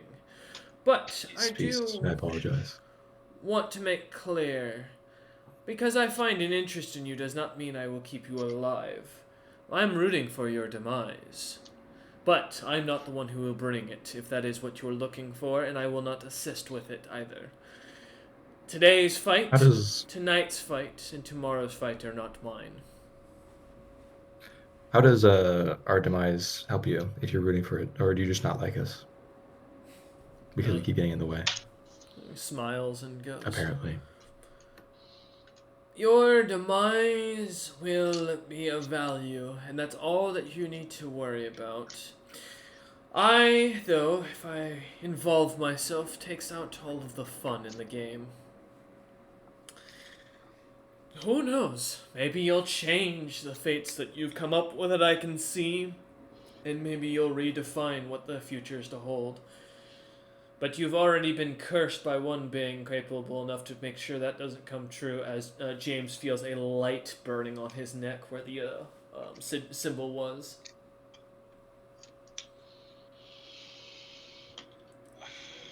Well, thank you for the information. He smiles and goes, Do we get a name? Mine? No. A name is more important than anything else. That's why I don't choose yours. Now, I'm gonna make clear. You won't remember any of this once you leave here. Well, the sleeping one might, but I don't think he can hear anything. With that in mind, I hope that you understand when I say this. Don't do anything foolish. I'd hate to have to take your heads. As he kind of suddenly casts speaks out, and you hear the sound of the abyssal language as you find yourselves teleported back to the room, your cabin. All of you, give me a will save. I'm hoping for a nat 20. Is this a spell effect? This is a spell effect. Before anything happens, Uh-huh. before anything happens, is this gonna be a duration thing, or is this like an instantaneous effect? It is instantaneous. Okay. Is this a enchantment? No. Hey, so another quick question. Yeah. How is this going to work considered I'm linked to the hive? Yeah, you're about to find out. 12. 12? I Okay. rolled a nat 20 finally on 29. something. Alright. James, as you feel your memory fuzzy, you remember having this conversation. You remember the advice, though you can't recall why Boloff would give it to you and who Boloff. Something about that Boloff figure still sticks out in your mind that they're not who they say they are. But as you kind of try to think too hard into it, your mind feels fuzzy, and the memory feels almost not erased, but seeming almost blocked naturally. As Do I remember the other stuff I might have forgotten? Huh? No, that does not suddenly bring back memories. Unfortunately, a fail is a fail unless you have. I think there's a specific spell that restores memory. To Melvin. Melvin, your mind goes slightly blank and kind of almost as Lord Z tries to inform you once again. The memory seems to dissipate. Every time he speaks, he almost seems like he is speaking like a Charlie Brown parent. Suddenly, as it just seems to dissipate in your head, not really kind of sticking. And though the more times you ask, the less you seem to understand. Yeah, I got the want part. What was after that? Melvin kind of says this out loud, kind of thinking, or as he's thinking this to himself. Rollman, you find your memory also wiped. Okay. Though you do Right, see well, these symbols on your thing to let you know that you did have your memory erased. Cool. Kind of looking down at it. All right. So I'm just gonna pseudo remember everything then, I guess. Mm-hmm. Because I'm taking notes for the entire conversation. Kind of, as you look down at your notes, give me an intelligence check. Okay.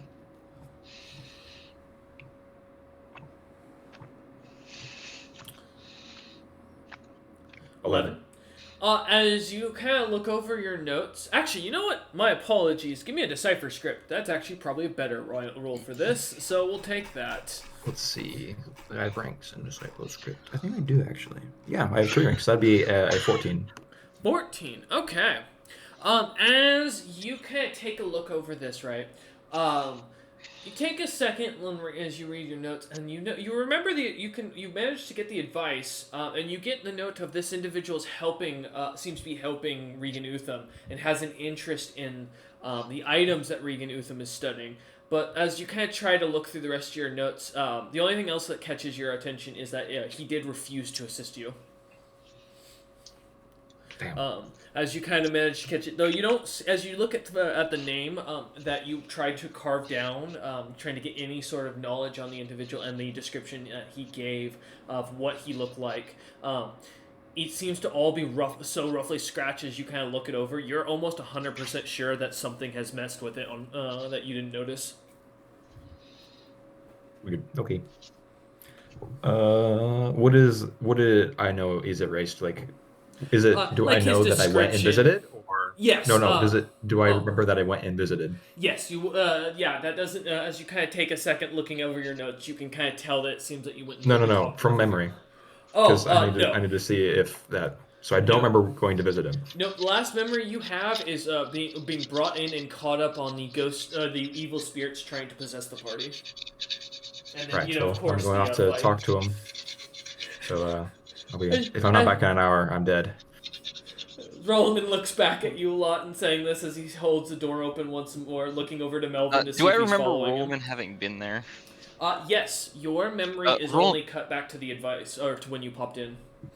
Roloman, we were just there. We got some advice from, well, not Bolov, but whoever the man may be. Damn. You're saying you erased my memory? He tried to erase Come on, mine, Cameron, but what the fuck, held man? on to some I could have stuff. tried to got more information. What are you doing? Oh well. As you turn back and look at James, yeah. Well, if you went again, you might just piss him off and get him to kill us. I'd rather not risk Well, it's on that. him for erasing my memory to me not remember going in there. Cinder, who's Apparently, my snoring. I won't go back. benefactor has picked up the trumpet. Hmm? Is that important information? Tell him I wish him great luck in it. Never been one for instruments myself. I'm gonna go to bed now so I can try to get through this night. It looks like the soldiers will have the watch handled.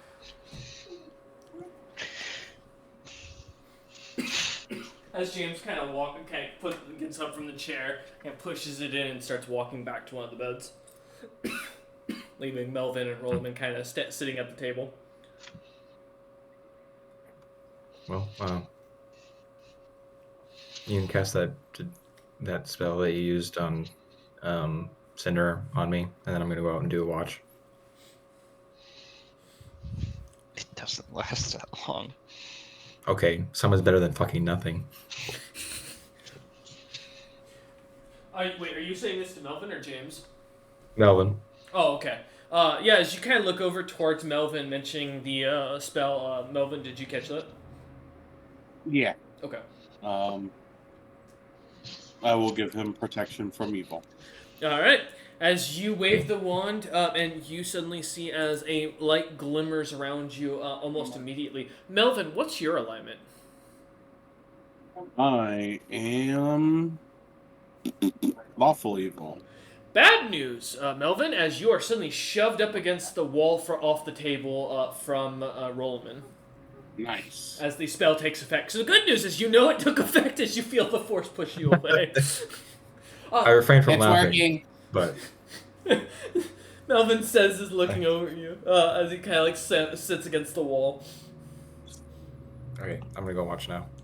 All right, as you head out into the snow, opening the door, not into the snow, sorry, out into the fort, and stepping out as you do, the light snow on the ground as you kind of put your strap the snowshoes onto the bottom of your boots, as you begin to walk about. Melvin, as you see James kind of take his armor off. Or actually, no, James. I apologize. I forgot James can sleep in his armor. Restful crystal. Yeah, as James kind of just pulls the blanket over him and kind of lays down to one of the beds, you watch as he sinks like almost halfway through the very loose straw mattress as he sighs and starts slightly snoring. Um, did you want to do anything, Melvin, as Rollman kind of heads out onto the watch, heading outside? Nope, I will take my rest. Okay. As you kind of find one of the beds, kind of lightly going back into it and curling up under one of the blankets. It's quite nice to sleep like a two-legger. They make comfy beds, as the straw bed is quite soft. As you kind of lay So down. how long does the protection from evil last? 7 minutes? I think so. Cool. It's from a wand. I think it'll last a minute. Let me double Oh, okay. check. Well, yeah, because it's the cast level of the wand, not the person using it. Did Craft you buy wand requires a these? minimum. Yeah, these were bought, so Yeah. Okay. Let me double check. we've been operating on minimum cast roll for them, which would mean 5 minutes. Yep, that's correct. Because when they're for these items, since they're charge based, they're not permanency. So yep. 5 minutes. Yep. So you have Cool, 5 yeah, minutes I'll as you start head watching. out into it. Yeah, as you head out into the ramparts, kind of walking about. Give me a spot and listen check. Do a search instead as well. Sure, I'll take a search and listen. Okay, because search is much better. Got you.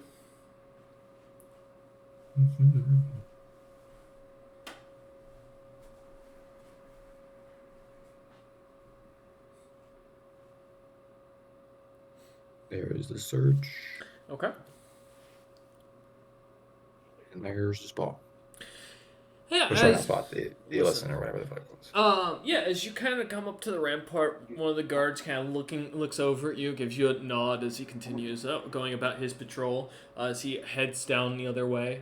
As you come to the stop at it, looking out, you can see it looks to be just a bunch of icy trees. The sound of the wind kind of whistling through, giving a light, faint, almost singing-like sound. The clear signs down below of where there looks to be scorch marks along the grassy edge of the stone wall. And as you look down, noticing the very bright or dark marks on the stone wall itself, where it looks like fire kind of just got blazed against it. As looking over, you can see a large crater about 70 or so, or 80 or so feet away from the walls to the west. Looks like it's starting to widen as the night has been going on. When you arrived here, originally clocking it for about only about 20 feet wide, it seems to have grown to almost 50 feet and kind of seems to be slowly crumbling in itself in the distance. But as you look about, just kind of looking through the trees, the light glimmer every once in a while of a bear trap or a snare kind of catching your eye as you look through. Are you going to be patrolling for the entire rest of the night, or how long are you planning to stay out? I'll stay out for 4 hours. Okay. I thought you were about to say 5 minutes. No. Like, all right. But no, yeah, as you After the 5 minutes, though, to make sure there's no lingering memory effects, I will use the maneuver. Give me a second. Ironheart Surge, which ends any one effect currently on me. Okay. Just to make sure there's nothing lingering. As you begin kind of walking about, making sure that nothing's bothering you as you do, beginning to your breathing and beginning to focus your mind as you walk about on your patrol. The night goes on almost quietly and seemingly peacefully, as nothing seems to be a bother. The guards seemingly walking about every once in a while, crossing paths, nodding to you, and kind of going about their business. The three frost giants, Kaijin's house cabin yet to open up once, as he seems to stay inside the rest of the night as you patrol along for 4 hours. The maneuver, give me a second, thank you. As the night continues on, nothing kind of catches your attention as you return back. The sun, around 4 a.m., the sun beginning to crest in the east.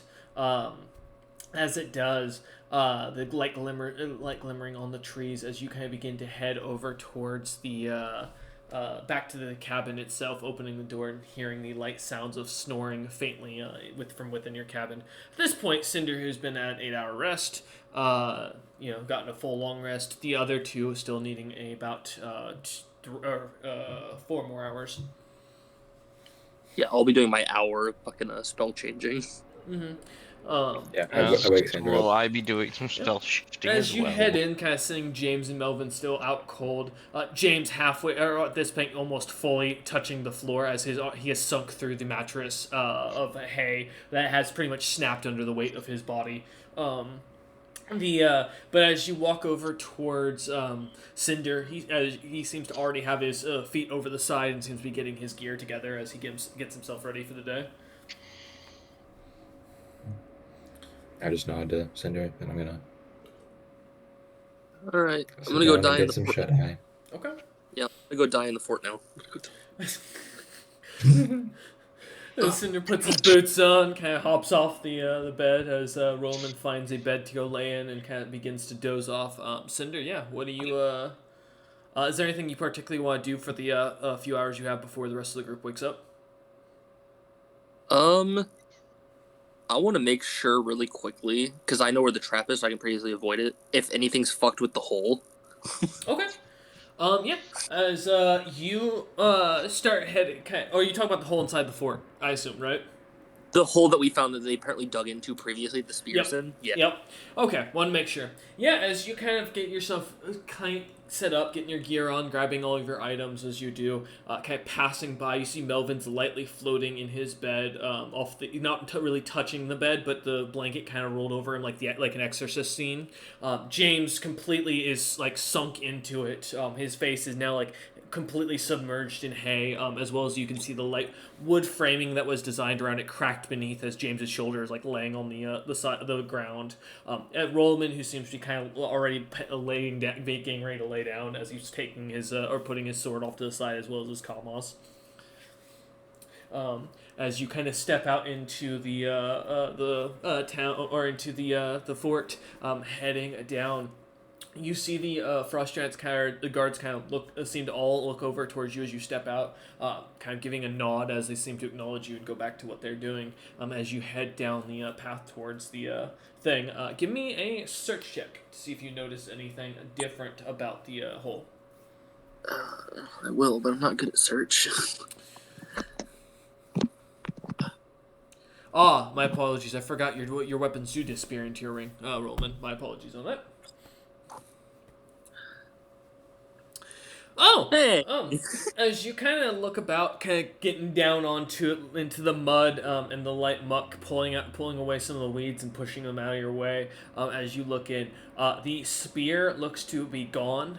As you look down, the rope where it was kind of holding it looks to have been completely untied, almost torn away as you kind of take a quick examine, seeing the frayed edges of it.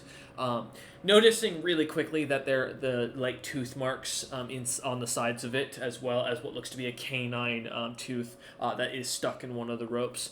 You also notice there are about 12 little rocks of a death ore now, instead of the 3 that you had seen previously. Your spring trap has yet to look like it's been affected, as you kind of look in, noticing that the paw prints seem to note the creature to either have a very long neck or seem to have been leaning very riskily to try and avoid, and it had noticed your trap or was trying to avoid the spear. I don't like that apparently it's a long neck, because I can probably guess that's probably not a dog. I mean, as you look, either that or the creature's got it had long legs, or it was a really risky bite and it had a really good balance check. I don't like how you said that last one. I have bad feelings.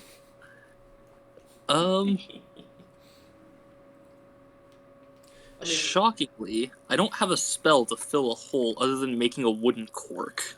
I will say, it is strange to you as you look in the hole. You don't see it now that you can get a clear view of it with the light, the sun coming up from the east. It doesn't look like the hole has any death ore, as you can't see anything sparkling as you look down it. However, I will note the increase does kind of catch your attention, as that seems strange that didn't cause your own trap to go off. Alright. But unlike last time, now the spear's not in my way. so I can throw the death ore back down the fucking hole by poking it with a stick. Okay. Ancient snooker. Mhm. God damn it. Yeah. Now I have to ask: are you going to use one of your sticks, or are you going to go looking for a stick? You can use a magic stick or a regular. No, I'm not using a magic stick. Are you crazy? That may have been partially my question. Yeah. I have a snow shovel. All right. Yeah, as you go and kind of head back up to the house, on the side of it where the Rollman's snowshoes are, James's snowshoes are, the fake snowshoes that Melvin uses to like make it look like he's actually wearing snowshoes as he lightly floats above the snow. That are like basically leather straps and a wood frame that James put together in a few seconds. As you kind of pass by, going to grab your shovel, kind of pulling it down with you as you do, heading in. One of the guards kind of gives you an eye and then just kind of shrugs and goes back to what he was doing, realizing it doesn't seem to be it seems to be of his interest. As you come down to the edge, the rocks slightly glimmering as the light catches them, as you see what looks to be a liquid, almost like substance, looks like it's floating around in them. As you kind of ready your shovel, getting yourself down on the ground and looking underneath the house once more. Fucking don't want these stupid rocks to be fucking in here. We'll call it a D20 for the shovel check. We'll see Sure. how effective are you at getting these things in there and how quickly it takes you. Rollman's already prepping to die in his sleep, I see. Fucking look at it. It's either try to get rid of them or they sit there and they're clearly planning something with these fucking things. They're not just coming out of the ground. As you kind of lift one up and push it over, you notice the bottom of them, the muck underneath is slightly dry, but it's sticking. As you kind of notice the light smell of dog saliva kind of coming from them. Something catches your attention as you notice there's also little chip marks on each of these rocks that don't look natural, almost as if something was holding it in its mouth. As it kind of catches your attention. As you kick a couple of them over one after another into the hole. As you do, getting to the last one, you watch as suddenly this taking you about 20 minutes or so to get each one in without concern. As you get to the last one, getting it underneath your shovel head and kind of getting ready to lightly pop it into the hole, suddenly one of them pops back out. Oh, don't you fucking try me today, you stupid dogs. Don't you fucking try. And Cinder says this, looking towards the hole with anger in his eyes. I will kill us both. You see a second one pop back up. I swear to God. We're gonna play a game here. We're just gonna keep pushing them back and forth. As you see another one pop back up as you try to pop your own in there, and they begin to almost as soon as you toss one in, another one comes out, and it becomes a thing. As you start doing this for about a minute before the creature, whatever seems to be down there, suddenly shoots up 4 of them and drops them up in the grouping.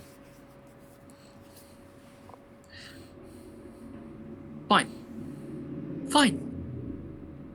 We'll do this the more fun way. I'm gonna start getting them up and out of this area, and I'm gonna start fucking going and throwing them into the water. This is what we'll do. You kind of lightly scoop them up and turn and start walking towards the water with them, pushing them on, one after another, kind of doing it slowly and effectively. 11 trips, 12 trips, 13 trips, and you start to think, wait a minute. They only have so many rocks. As you start doing this, going back and forth, one of the guards kind of on the edge of the southern fort kind of looks over down at you and shouts in common and goes, "You digging for treasure?" The dogs keep putting lyrium rocks in the fort. Shrug, tilts his head and goes, "All right, what? Stay away from the shrooms that the commander eats. Those things will kill you after you take too many." Fuck it.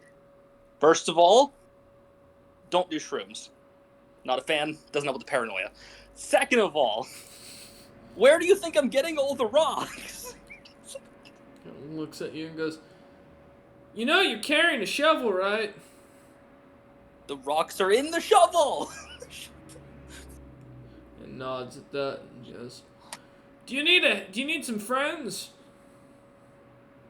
I mean, if you want to come look at this weird hole that keeps shooting out rocks. He kind of looks at you and goes, No, but alright, and turns, and he is going to make an attack. Real quick. What the fuck is he attacking? Give me a second. That is a 29 to hit as a rock goes flying through the house, or the wooden cabin that Rolaman, Melvin, and James are staying in. As you hear, it clashes into a loud chunk of glass, shattering it as a cold breeze comes in and goes. And the giant turns back towards you and goes, Alright, that'll wake him up. Give me a fortitude save, Rolaman, Melvin, and James. That's not what I... Fucking damn it. Nah, I'm up. I'm up after that. That's not at all I just choose to fail. Rolaman the just success is waking immediately up. hears the glass shattering. James, you do succeed. You can choose to stay asleep or wake up. I'll start waking up, but I will swear say that is only going to put you at 4.5 hours of sleep. I'm gonna slowly sit up, see the rock, and lay back down. Yeah. As James kind of looks over, James, as you pull yourself slightly out of the bed, look up, seeing the rock on the ground, the glass shattered at it, kind of leaning back in. Melvin, you succeed. You can choose to stay asleep or wake up. I'm snoring straight through it. The screaming noises coming from my snores. Just Yeah. As Melvin has his I'll, daily night terrors. I'll pick up the rock. Is there anything written on the rock? As you look at it, it says returning as it just disappears in your hand and vanishes. The fuck? Yo, these MFs got freaking rocks of returning. That's amazing. You hear follow a the shout. trajectory. You hear a shout from the outside as you look over towards the hole in one of the wooden logs that has now been created. About that is a perfect size of the rock that you had just been holding in your hand, and kind of hear, "Hey, your friend needs your help." Okay. I'll run over. As you go to kind of head out the door, kind of popping your weapons out once more, looking out, you can see Cinder kind of going back and forth with large, almost softball-sized blue death ore rocks. As he kind of like picks one up in his shovel and walks over to the lake, tosses it in, and then walks back over, and you can just see a huff every time he does it. He's not happy about this situation, but like any stubborn old man. Yeah. One more god dog gives me a blue rock. I swear to God. Well, just how did you go in there and beat up the dog? It's in the hole. You come down looking at Cinder as he like stallops this one now his 18th rock, a pretty good sized one. It's slightly like shaped. Oddly, this one kind of looks like James. Not in a, like it was like directly crafted, but for some reason it kind of gives a weird impression. I don't know why the dog has so many fucking lyrium rocks.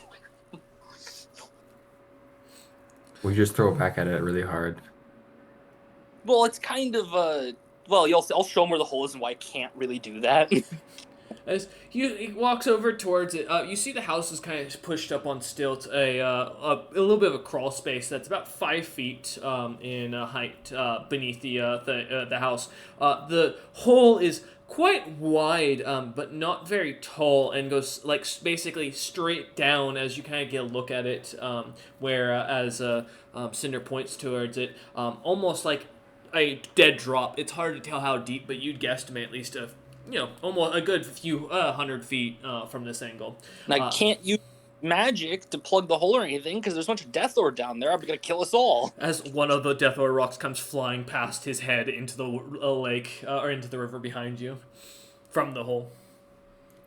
Well, Good. I mean, Can can I fit? Go ahead. Can I fit in the hole? How tall are you? How tall am I? Yeah. I am 6'5". And you're medium, right? I am medium. So you're at most 5 feet wide. As you look at it, the hole looks to be wide enough you might be able to fit down into it. You're pretty sure that it could fit a young frost giant. In fact, fit, like with the size of this thing, it's just wide, not tall. However, as you kind of crawl a little bit under the crawl space, as you get a better look at, realizing it is not straight down, the hole is at an angle and is at where you'll be crawling on your belly all the way through. I mean, I could get down there. If I make you a quart, can you just shove it in the hole? Just shove it. As a blue rock comes flying out and kind of off to your side. Damn it! I mean, or I could just go in there. I mean, do you How want to strong are fight? you?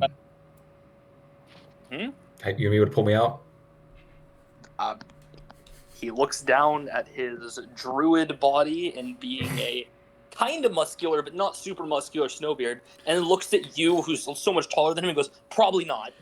As you look, Rollman, Cinder's got like a prisoner body, but unlike like the super fit, he's still got a beer belly as a snowbeard, and it doesn't look like cardio or like that. That is his thing. It seems he's got decent sized arms, but as you kind of take a second, you guesstimate a lot of that's also just due to him enjoying the comforts of being a very wealthy merchant. I have a 14. Would I be able to use a sled that would help with that? How would Like, could I fit a sled in there too, in the hole? With me on it?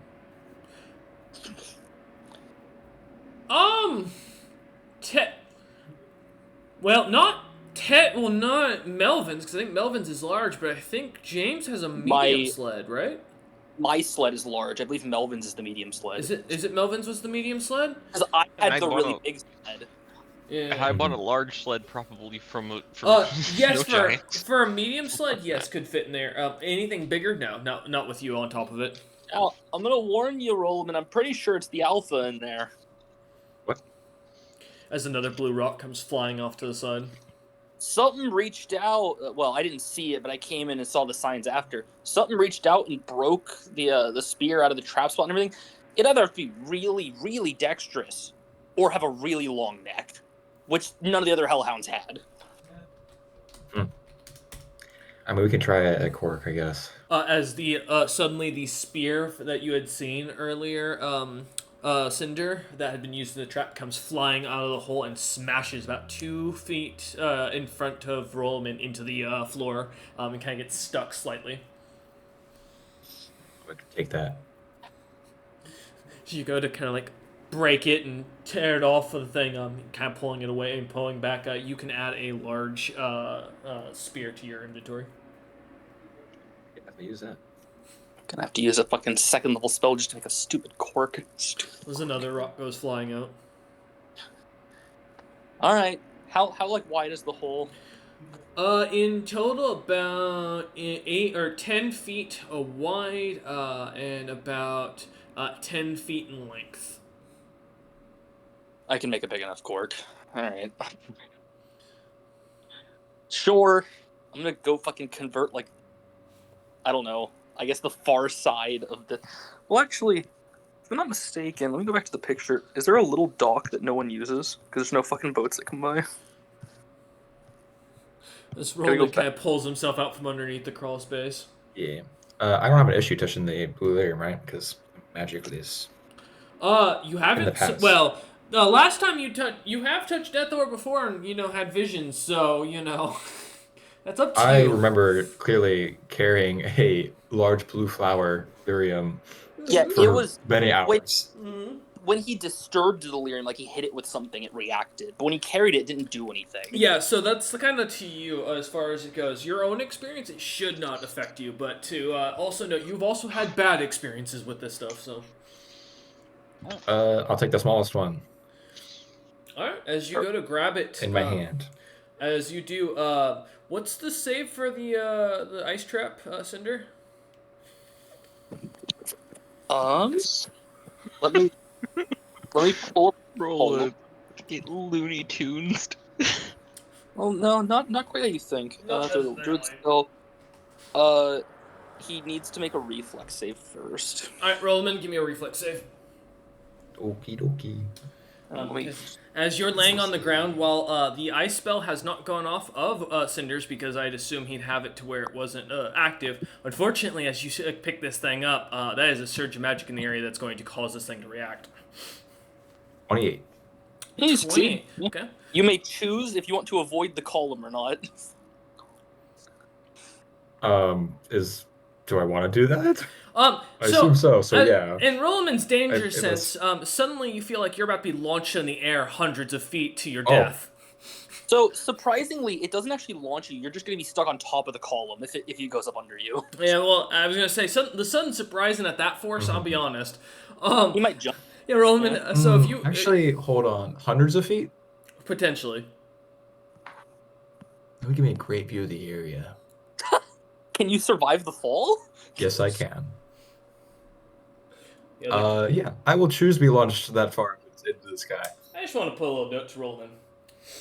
Recently, and since he did just leave town, there was an announcement of multiple new Apex monsters that don't have territories that like to fly and flutter around areas. Oh, in the sky? Nah, Yeah. So I I just wanted to double check that in case you've changed your mind. I think we have 3 flying apex monsters now that just go wherever the fuck they want. Nah, never mind. I'm good.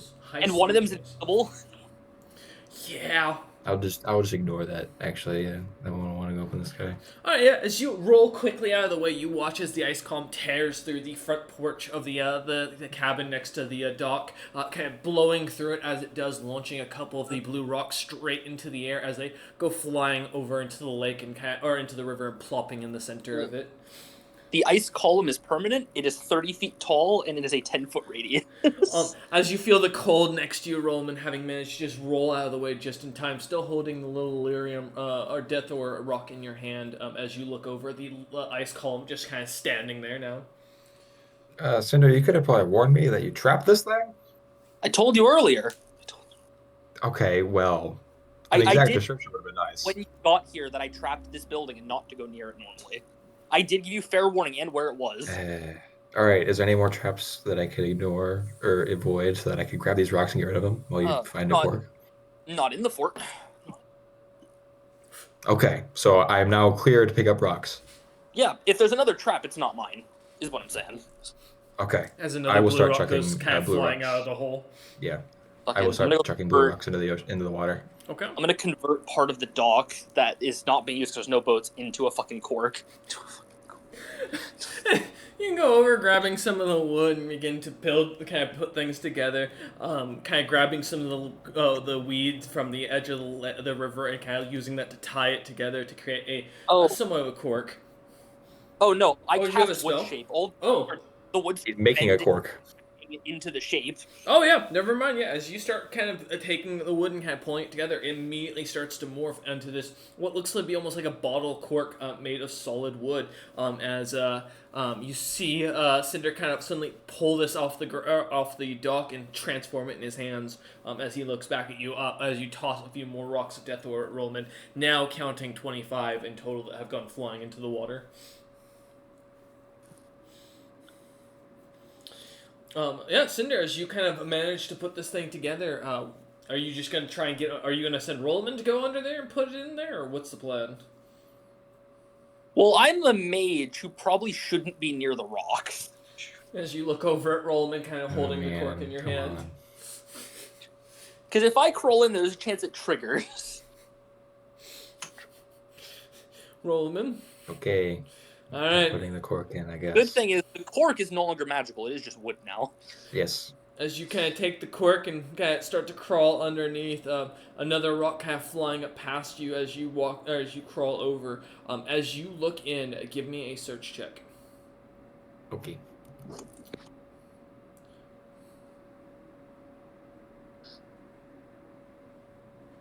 $13. As you see two glowing eyes and a fire coming from between them that starts to warm up, give me a reflex check to see if you're going, an initiative check to see if you're going first for the corking. Initiative check? Okay. Cork is not going to last long. You didn't make a fire immune? Oh, come on, man. How would you want me to make the cork fire immune? I don't know. Ooh, that's that's not. Oh, 126. Oh my god. Oh my god. God. Run! Every man for himself. All right. 22. Roland, as you go to try and cork the thing quickly, the creature shoots off a fire breath towards you, which does mean I need a reflex save as you roll out of the way. Wait. Thankfully, low DC because you surprised it, and you actually meet 14. DC. Wow, holy shit! Wait, is your nat 1? Wow, oh. All right, so you'll take half this. Yeah, I have very good save. So 19 halved is 9. I think no, is that 9.5? Yeah. Oh, so that'd be Yeah. 10. My apologies, because you have to round up at Okay. 9.5. Yeah. So as the creature kind of immediately shoots out or begins to breathe out this fiery breath, as it catches your face, almost as like. Hate to summarize it, like like the Charizard thing to Ash every scene of Pokemon Season 1 is the only thing that came to mind immediately. But no, as you look down, seeing this, the fire expanding out, catching your face as it does, you feel as it catches your eyebrows and your hair aflame. Holding the cork, you watch as the cork is caught aflame as well, as the creature seems it my to turn? kind of close its mouth. Yes, it is. Damn. You said close its mouth. Come on, man. Darn. Okay. Is it close enough to stab? As you look in, it looks to be about 15 feet down the hole, laying on its belly from what you can tell of the darkness. So if you can reach within 15 feet is within your reach, then yes. No, it's not.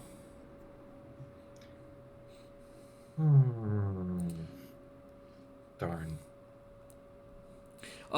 While Roland contemplates if he wants to cork or stab this thing in some way, Cinder in the background, as you just hear the light sounds of the fire breath kind of suddenly as it seems to brightly glow underneath as you see the fire catch the house above Roland aflame.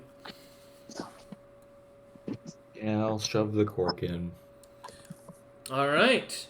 As you push it in, give me a strength check just to see how much you're compacting this thing down. All right. God damn it, James, no. How dare you? 21. How would you want us to collapse it, Cameron? 21. As you slam it in, you feel as the fire breath that was coming right after suddenly catches the cork as you shove down on it, kind of giving a light bit of pressure as the cork is pushed out. You kind of lean hard into it and feel as it seems to shove almost airtight. Wow. Airtight. Ugh.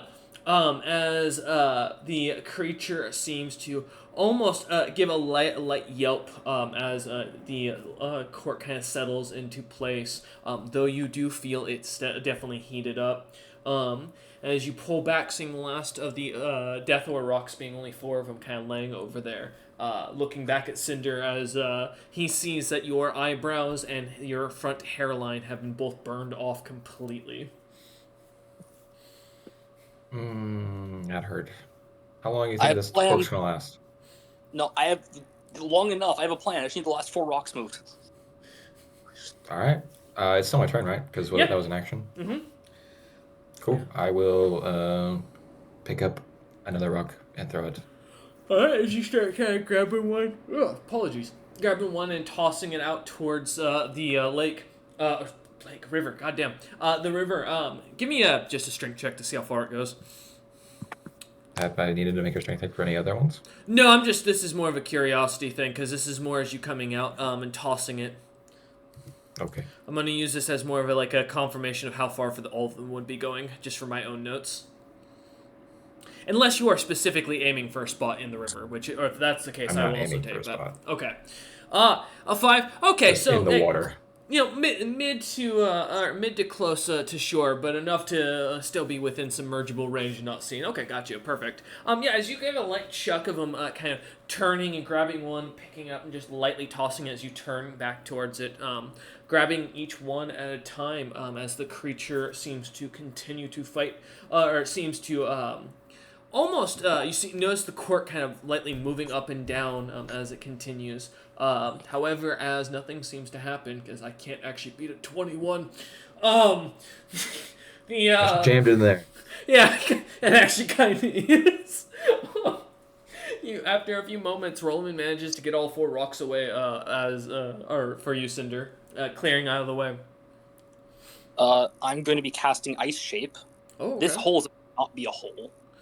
Oh, I will say One more hole. the house being lightly aflame. Okay, go ahead. Let's. Yeah, 16 cubic feet of ice, or just that, the ice around us and the snow around us, Mhm. are going to start shaping to go under the cork into the hole and start filling it all in. Give me a listen check, both of you, real quick. For that. And I assume that's not an actual save or anything for moving the snow. That's just a druid ability. It's just a Yeah, shaping. it's just a spell. It's a shape like mold earth. I got you. Okay. Yeah, ice just starts kind of filling in.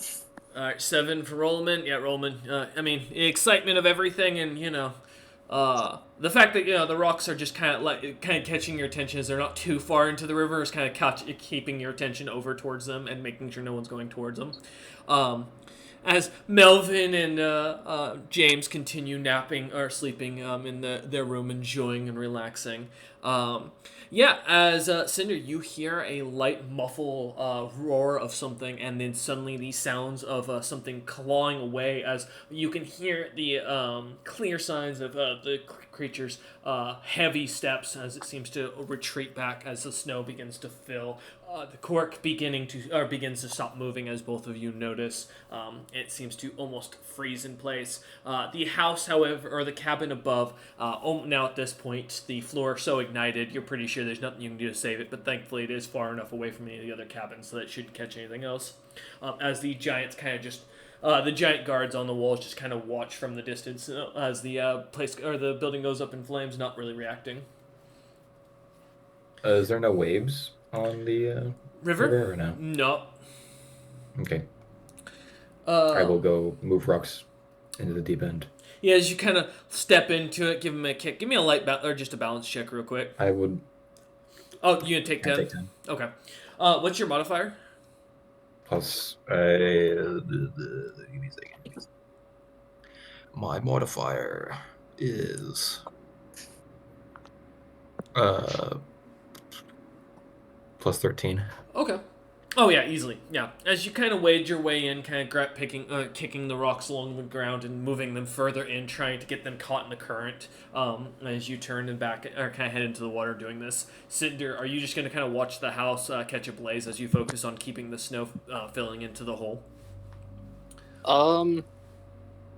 Once it collapses proper, I'm going to use what's left pile on top of the core, like weight on top of it. Okay. It's harder to put. I say, well, with the building burning down, you're pretty sure the house is going to naturally fall on top of this hole. It might fall on top of the hole.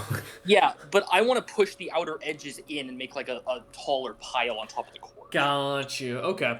Yeah, as you begin to kind of let the snow fill in and then move it, kind of feeling the ground beneath collapsing in on itself from the liquid moving about and causing the shift in the ground. The house seems to begin to crumble under its own weight from the fire, kind of falling in as you begin to use the snow itself to push on the outer logs and cool them so that they'll keep their heavy fire weight to them as you kind of stop the flame around them. Not purposefully trying to get rid of a flame, but more because of the fact that a log that's not burnt weighs a lot more as you begin to let it collapse on itself, kind of focusing most of the weight towards the cork. I would say, as I grab logs that are on fire, I can just put them out. I kind of have infinite ice cantrips. Mm-hmm. As you kind of begin working at this, though, Rollman finally kind of pulling out. Rollman, are you you're not cold immune, right? I am not cold immune. All right, I need a fortitude save for as you kind of step into this river, because the river is below 0 degrees. So, now, is this minute damage? Okay. Yes, but as you feel the chill of the water hitting your clothes, this could turn into something. We'll see. Oh, never mind. Rollman, I mean, you work out plenty. It's almost like an ice bath. Never mind. Yeah. Oh, yeah. Of course.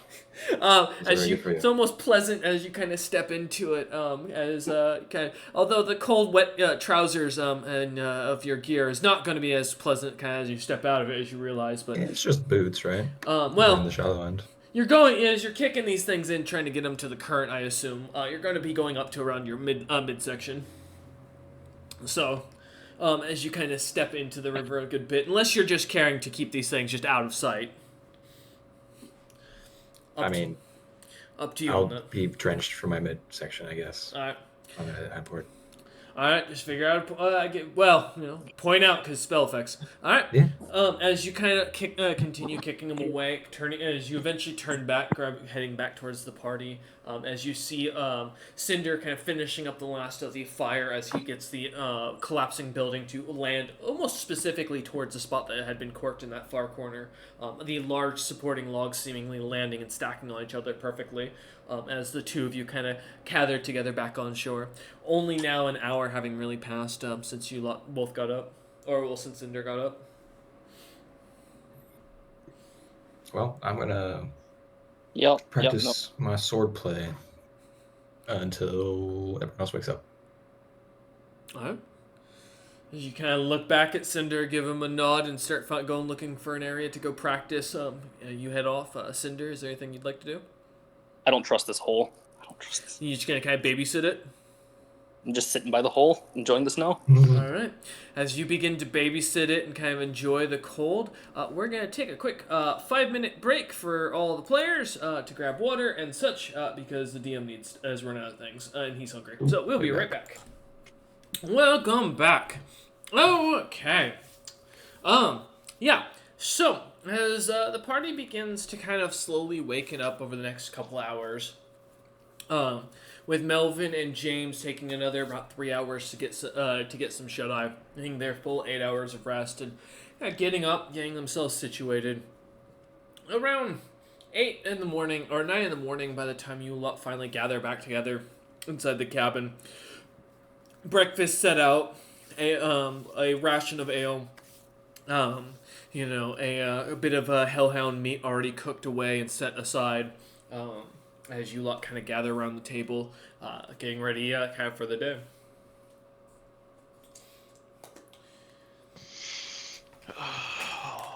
That was a good sleep. Yeah. Was it really good Well, sleep when a then- brick went through the window? Well, the rock, yeah. It did. I woke up for that. I sat up, looked at it, went back to sleep. You didn't think that was important? If it was important, a second one would have come through. Why did you throw a rock through the window, Rolliman? I did not throw a rock through the window. Cinder is disappointed in both of these two. If it was important, a second rock would have been thrown. No, if it was important, you'd be dead already. No, he's right. Yeah, he's right. So, how has the morning been? I'm gonna hit you with a stick. Well, we dealt with the hellhound. One already down there attacking early today. Okay. Shocking. Only Yeah. was petty. Fuck was it? What's that thing sticking out of the ground? Oh, you see that pile of rubble there? That's just it used to be a house. Yeah, that's the And house the that cork has is the underneath hole. the pile. You cannot see the cork. Ah, you guys plugged the hole. That's good. Cinder takes a deep breath, lets it out, stares at James, shakes his head, and walks away. Yes, James, we plugged the hole.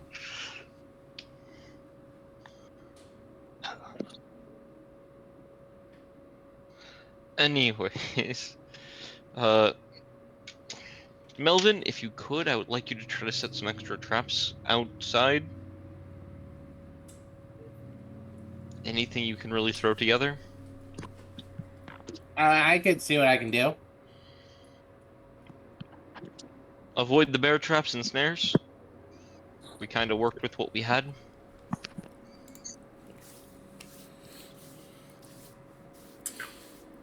At the mention of bear traps, Melvin, I believe. Oh no, never mind. That was a different character. Disregard me.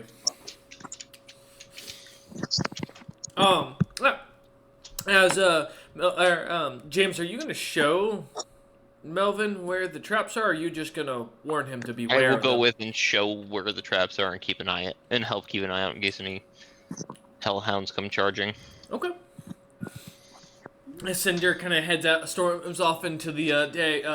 Melvin and James kind of getting their breakfast eaten and heading out into the forest themselves.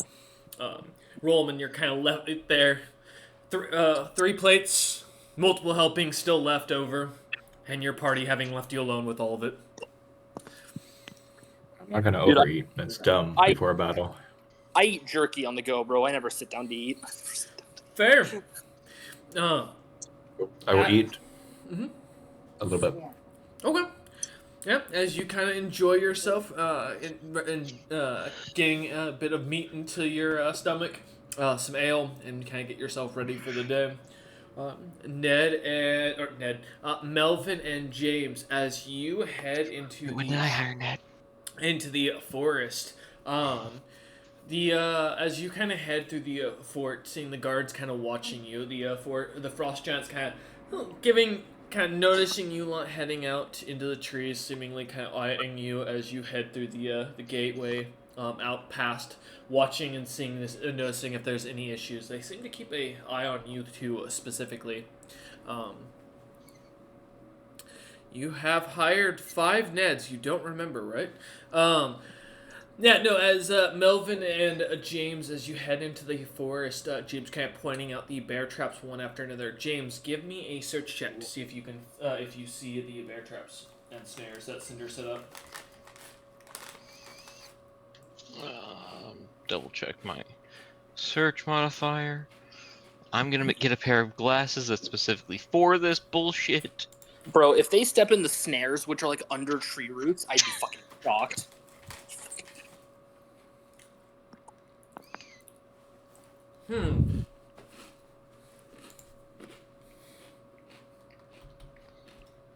Alright, that's fine, Cinder. I got you. Do you have an ice shape or ice sculpting skill? It's just all blanketed under sculpting. Because the idea is that I sculpt marble and ice. That was kind of the... Alright. James, I have bad news for you. I'm about to step in a bear trap. No, you're not that dumb. As you step out into the woods, looking out at the icy trees and looking at the many roots, looking at Melvin, looking back out into the forest, you realize 2 things. 1, it was a long battle, and 2, Cinder replaced the traps after the battle, and you weren't there to watch where he put them. As you look out, you're unsure where they are. Cinder may have moved them. I'll point out the locations that I remember them being at last, just in case they weren't moved. Okay. But You know, the good news out of all this is I don't have to touch the ground. yeah, I'm the only one in danger here. At least from the bear traps. James looks down at his boots now, looking at every step as he lightly and daintily touches it with his foot as he takes a step forward. Poking the ground with my axe. Mm-hmm. Can I see any of the traps that are already placed? Yeah, give me a search check.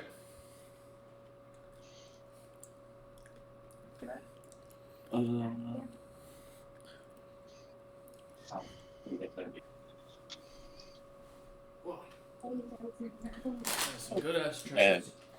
There's a lot of snow. There was a lot of snow in the night.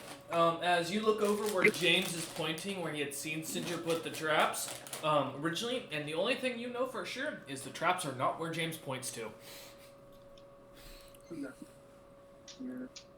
I am saying those are the last places I saw them put, because I assisted in setting them up there. No, that's fine. I appreciate the assistance, but that's all wrong. He moved them, shit. In the distance, Yep. Cinder thinking to himself, they wouldn't be dumb enough not to ask me where those traps were. No. I think Cinder thinks that, but Cinder's also just thinking, yeah, you know, wolves are smart enough to, if one gets trapped, not step in the same place. You gotta move them or it's not gonna work. We can go fetch Cinder and see if he'd be willing to point out where they are.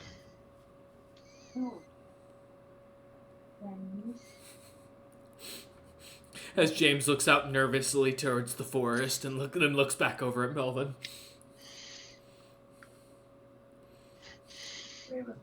I mean, yeah, it would be nice to know where they are already. Would you like me to go get him while you wait by the gate?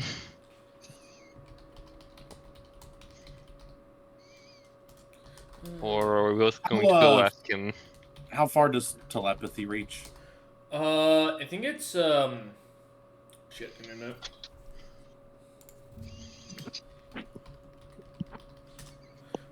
I want in fairness for Melvin because I said Cinder did request you not to talk in his head last time.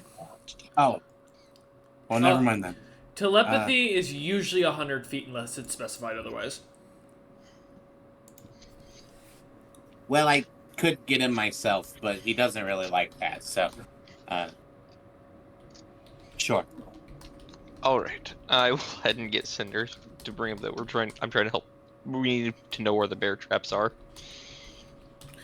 Yeah, as you kind of head down into it, seeing Rollman as you pass by, beginning to start I imagine his second setup of practice with his sword as he gets himself ready for an incoming, potential battle coming. No. No? You got something else, I'm man? doing what the message said. Did you message me something? Oh, my apologies. I didn't see No. that. I got messaged, I got PM something. You're good. Okay, I'll keep that in mind. Alright, when we swing back around. Alright.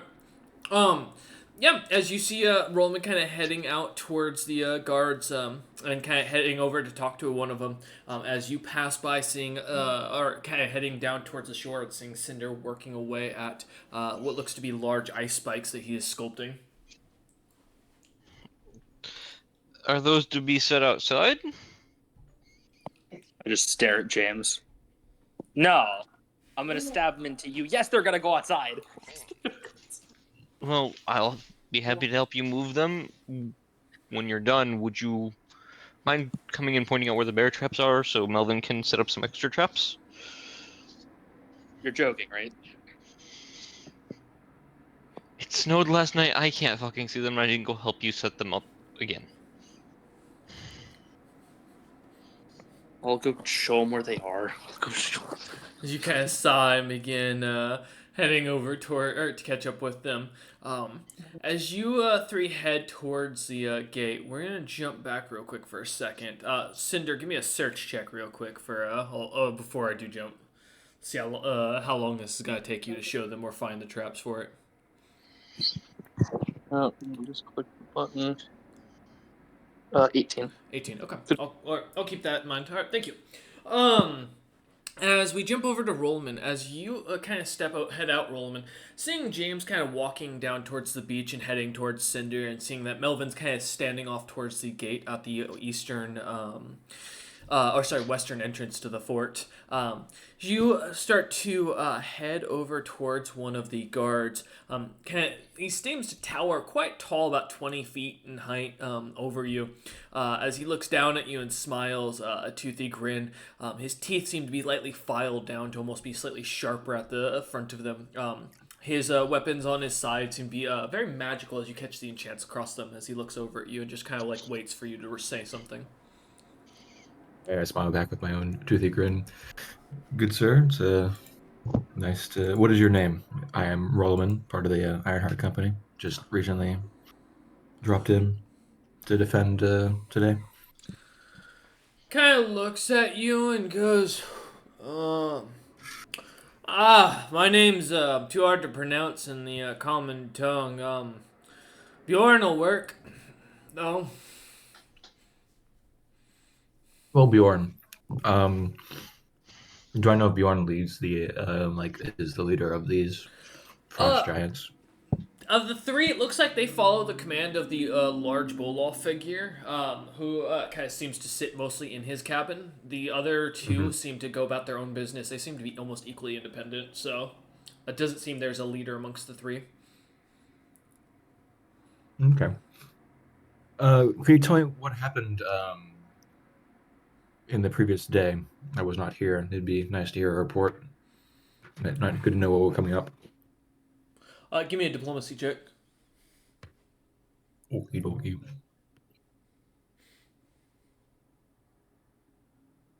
Mm-hmm. Mm-hmm.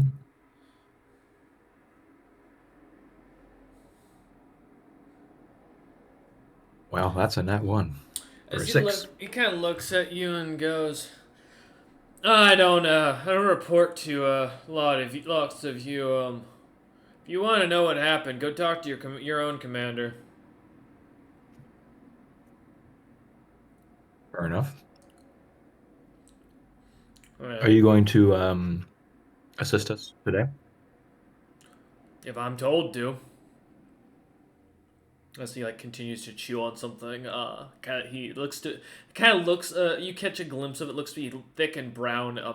Kind of quick thought process. You guess is some sort of brown lard or something like that. That frost giants around here are typically common to find chewing on.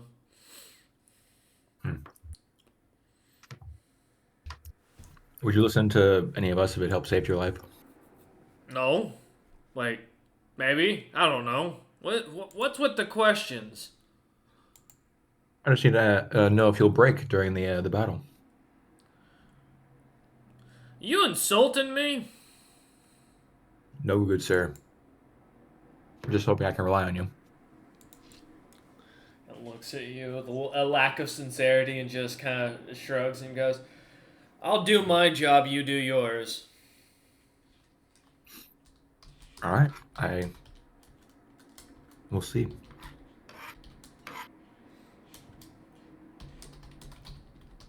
I'll leave. As he watches you walk away, he just kind of looks on. You can see a bit of an irritation on his face as you step away, and he kind of turns back over towards. As I'm the walking forest. away, you know how to use a bow, right? You hear in do you speak Giant, Roman? Yep. You hear in Giant, "Goddamn pointed ear bastards." As he ignores your question and kind of continues staring off, not keeping that quiet as he states that. I'll say back in Giant, you're going to need one.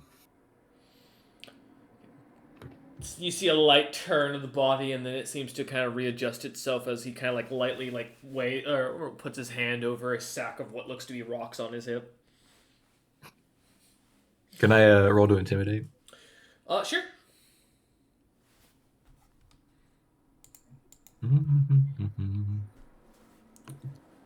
Well, the dice gods giveth. And they taketh Not bad. 22. Let me see something here.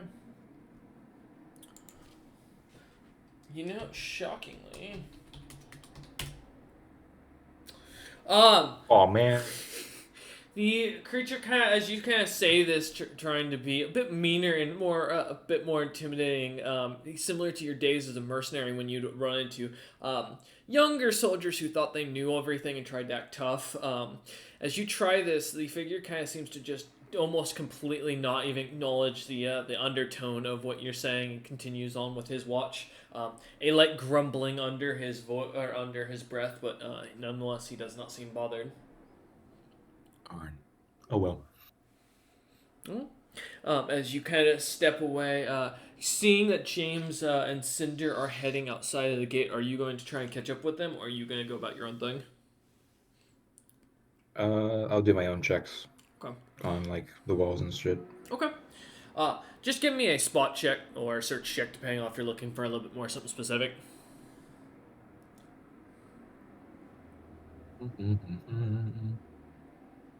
Nat 20 for Nice. 27 for search.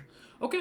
And you're just looking for just any sort of weaknesses, anything that kind of catches your attention on the walls that would be, or anything about the fort that would be something you need to share up or know about? Yeah. Okay. All right, I'll keep that in mind. As you start walking about, we'll come back to you in a moment. Cinder, Melvin, and James, as you three kind of come to, or as the two of James and Cinder come to the gate, Melvin kind of looking out into the snow, still looking around to see if he spots a trap, noticing the little rabbits avoiding certain trees as they seem to scutter off suddenly as they sniff near some of the roots, noticing a few of these snares in there as Cinder and James kind of come walking out. As the two of you head out into the light snow, kind of seeing Melvin looking about the forest, Cinder, as you go looking for the bear traps, it takes you a minute, but as you kind of look around, some of them do look like they've been moved from the night. At almost each one exactly has been moved, as you can tell, roughly about a foot to the right. Almost perfectly. It seems kind of almost kind of strange as you go about. Also, all of your snares seem to have been triggered, though none of them seem to have caught anything, nor show signs of a creature struggling nearby. I'm going to reset the snares. But as you show James and Melvin where you kind of set each of the traps going over, Melvin and James, as you see kind of Cinder walking over to one, it is completely covered in snow. Only the lightest glimmer of the bear trap's teeth kind of popping out as Cinder walks over and lightly taps it with his stick to kind of to cause it to go off. As it clamps shut, kind of breaking apart the stick from from the fallen tree. A few others seem to go off in a chain, kind of nearby, that seem to kind of react from the ground rumbling. No creatures, thankfully, caught or unfortunately caught as you look about. But as you notice the 5, you do manage to get through each of them. All right. Thank you, Uncle. I don't think, man. I have to reset these now.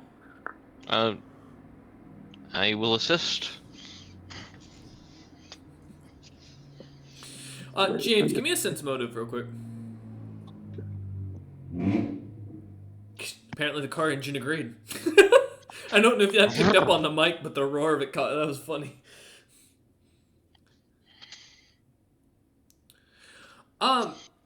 James, you get the sense your uncle's either got some bone to pick with you, or he really just doesn't seem to care for having to have you following him around. You're kind of catching there's something off. That's he seems purposefully cold. Pun not intended here.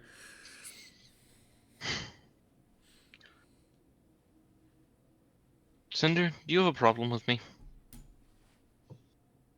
Yes. Yes, I do. Care to air it out?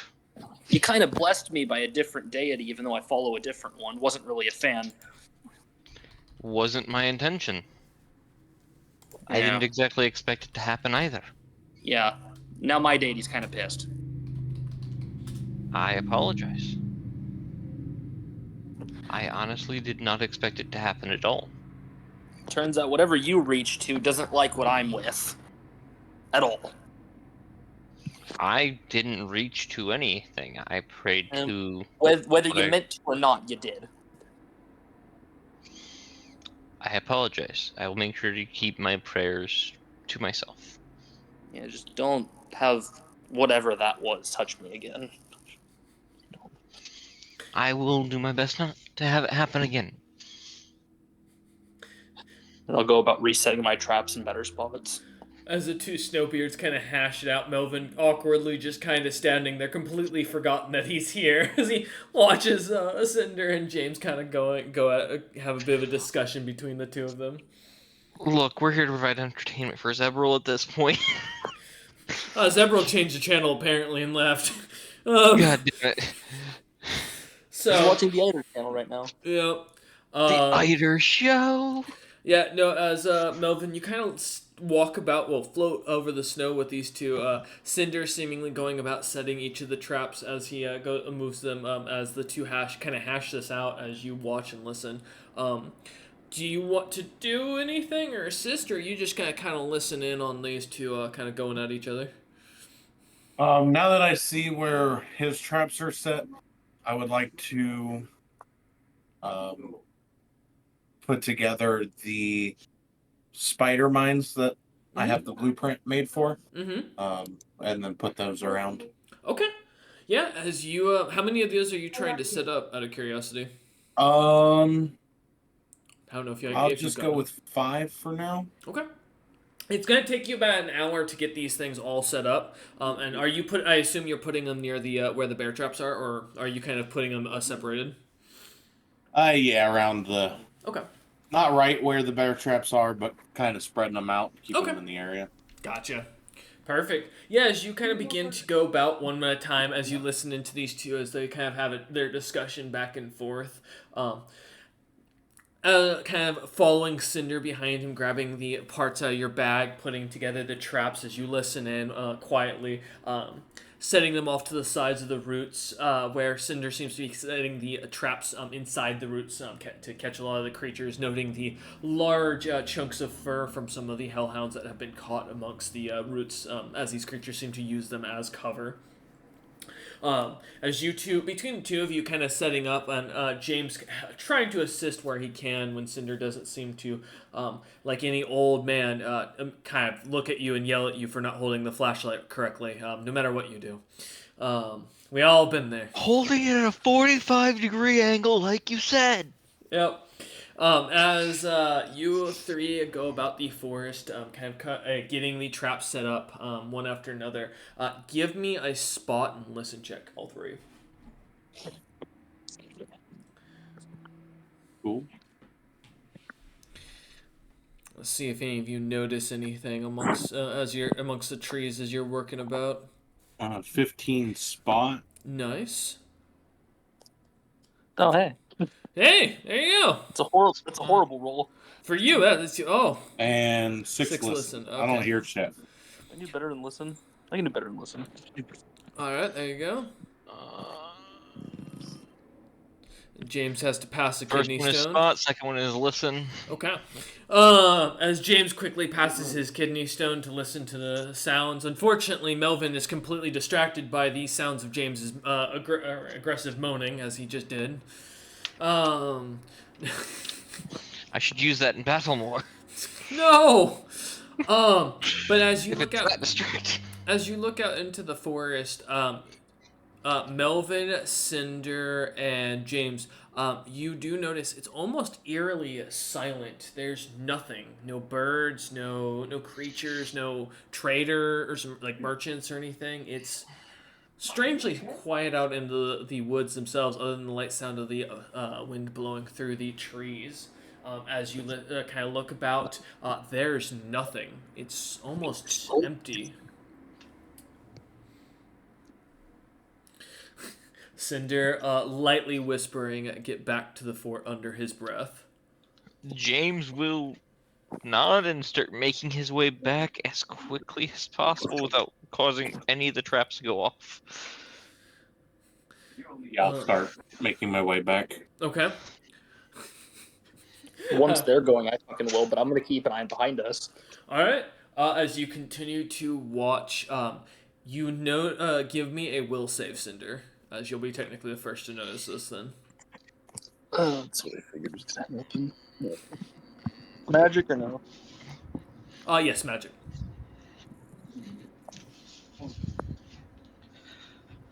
Man, this roller, not the roller for today. As a dark cloud seems to start to emanate from the edges of the forest, just at the very break of your eye line, you start to see a almost dark cloud extruding out into the trees, getting up into the roots, and causing this strange mist around the ground that begins to expand, almost completely covering everything as it begins to expand towards you. In the distance, as the three of you begin, or as Melvin and James, as you start heading towards the fort, kind of moving quickly as Cinder looks back, watching, you both see Boloff standing, a smile on his face, his helmet off, and a weapon in each hand as he looks on in the distance with excitement on his face. As you two head back. With that, before you guys get to the fort, roll them in. We're gonna roll back the clock a moment. As we jump over to you for a second, as you walk away, trying to intimidate this figure, seeing the rest of your party head out into the woods, as you go about the fort, looking along the lines of it, seeing the rest of your party heading into the edge of the forest and along the tree lines to set and move traps, as you can kind of see them grabbing up the bear trap and moving it. The sounds of James and Cinder kind of lightly, their conversation kind of catching your attention as you're walking about, as it almost echoes amongst the tree line as you go along the fort's outer exterior. Each of the gates seem to be fully reinforced, with only the one western gate being able to be opened, the one the party has been kind of coming in and going out of. The others seem to be filled with what look to be large boulders to kind of keep the walls up and unable to be pushed in. The edges of the walls themselves look to be made of solid stone and don't seem to have any natural weaknesses, as well as most of the tunnels, as you notice, have been kind of collapsed that were nearby. A bit of the ground seems kind of shaky towards the foundation in some parts, but the stone, as you kind of test the columns of wood that now turned to stone, seem to be far too deep for them to be pushed over easily. As you kind of come to the other edge, or the top edge of the fort, the only thing that catches your attention by the end of it is that there's not enough of you to keep this place fully manned, as there are too many easy blind spots that could catch with no one being standing there. But as you look down to the tree lines, you can see for miles as suddenly you notice there is what looks to be a couple of figures just at the very edge of your sight line, a while off, that look to be in the forest itself, that kind of catch your attention as you see James and Cinder kind of still talking, and Melvin going about setting their traps. As I was looking at the walls and stuff, I didn't see anything like hiding, right? Nope, no magic markings, no uniqueness to them, nothing that catches your attention. Nope, nothing hiding underneath or near it. Nope. Okay. Do I see? I assume Bolov come out ready for battle. As you look on, suddenly noticing this figure in the far lines, as you look up, you do start to see the Bolov beginning to walk forward. What looks to be an axe in each hand, and little like coins at the end of them. One a green, red, and blue that seem to be kind of tied in a loop.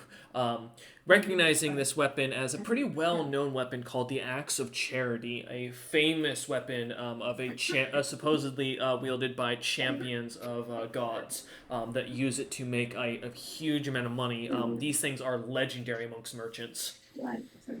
Does the most wanted list what items they use for, or no? It does not. Damn. Okay. Okay. Seeing that he's getting ready for battle, do I also notice the no birds thing? Yes, the sound suddenly kind of catches your attention, and almost the notice of, as you look about, the lack of anything, as the sounds of James and Cinders kind of quiet down as they seem to kind of solve whatever discussion they were having. I will prepare for battle and do my prep shit. I assume, are you getting back behind the walls, or are you going to stay out front? Yeah, I'll get behind the walls. Okay. As you start turning and jogging over, heading over towards the gate, as you look on, you suddenly notice as Cinder and James and Melvin suddenly notice a black mist that seems to be coming as they start to back up. The rest of the party, as you lot get to the gate, coming together at it, one of the frost giant guards kind of comes walking down, weapon in hand, and looking at all four of you, and goes, "Well, I do apologize, gentlemen, but it seems our commander has confirmed that we will be fighting with you. And I apologize, as that means you will probably be dying in this fight. We wish you the best of luck and hope you hold your lines well. But we recommend you retreat if you can." Ooh, thank you. Good luck to you too. As he kind of welcomes you into the fort, closing up the gate behind you as you guys kind of go jogging past. Uncle, how long for that raft? Give me just a second. You hear Bolov shout out, "Yes, the Lycanthrope King! I will take your head today!" Well, we now know what the apex here might be. As James says that, you see a chunk of the size of a small giant's house, or frost giant's house, of blue death ore go flying across the battlefield in the distance, colliding with the ground and causing the ground to rumble as it does. Oh boy. Yeah, I'm making a canoe. 490,000. That's good enough for me. Let's go. Do I know anything about the Lycanthrope King? Melvin, you hear in your head, before I get to that real minute, I caught that. You hear in your head, "Fight it! Fight it for my amusement. That sounds like a bad idea. Fine. Next episode. As you feel the connection kind of dissipate from the active to inactive as Zebro goes back to watching someone else's perspective. He gets to watch these on DVR anyways. What's he care? Oh. Go ahead and give me a knowledge history or a knowledge nature check, Rollman. Ooh, Oh. can I do nature if I can roll for once? Are you making the boat? It literally takes 1 second of a single spell. Oh, is it a single spell? Okay, I thought you were ritual casting Yeah. it. Oh, okay, yeah, that's fine then, yeah. Well, my nature's better than my history, so I'm gonna do that. Can I? Yeah, I don't have anything good here. 22. Okay, 22 for Rollman on nature. Can I history this? I guess. Fuck, he's rolling. Nat 1 on Cinder. Hey man, you needed these yesterday during the one shot. All right. Who are you? With a nat 1, James, if you want to try, yeah, go ahead. Okay. Yeah, as in that Cinder, you don't, in the panic and the focus of trying to get the boat, and just seeing a giant rock of death, or you realize that might be the creature that you were pissing off by taking the rocks, and as that kind of clicks in your head, the sudden panic that this creature might have a vendetta against you personally kind of catches your attention as you start rushing for the shore. Not wanting to think too long on what this creature's going to do when it arrives here. Rollman, as you look on for a second, thinking that there's going to be some massive creature, and thinking back, you have not ever heard of a lycanthrope king before. However, as you think about it, the only creature that could be, in theory, that would be dangerous and capable of that strength would be like a monster that was all strength and then added a lycanthrope-like disease. So you kind of take a second looking out and realizing this isn't just an apex monster. Whatever this creature is an apex monster with a lycanthropy disease, which just makes it stronger. As you kind of take a moment, and as you kind of think, hearing about the recent large amounts of lycanthropes that have been popping up around Regan Utham's territory, you realize these creatures are capable enough to take on crews of frost giants by themselves or by itself. You guesstimate this creature's CR is probably around 25 to 30, roughly, without class levels. Very tough.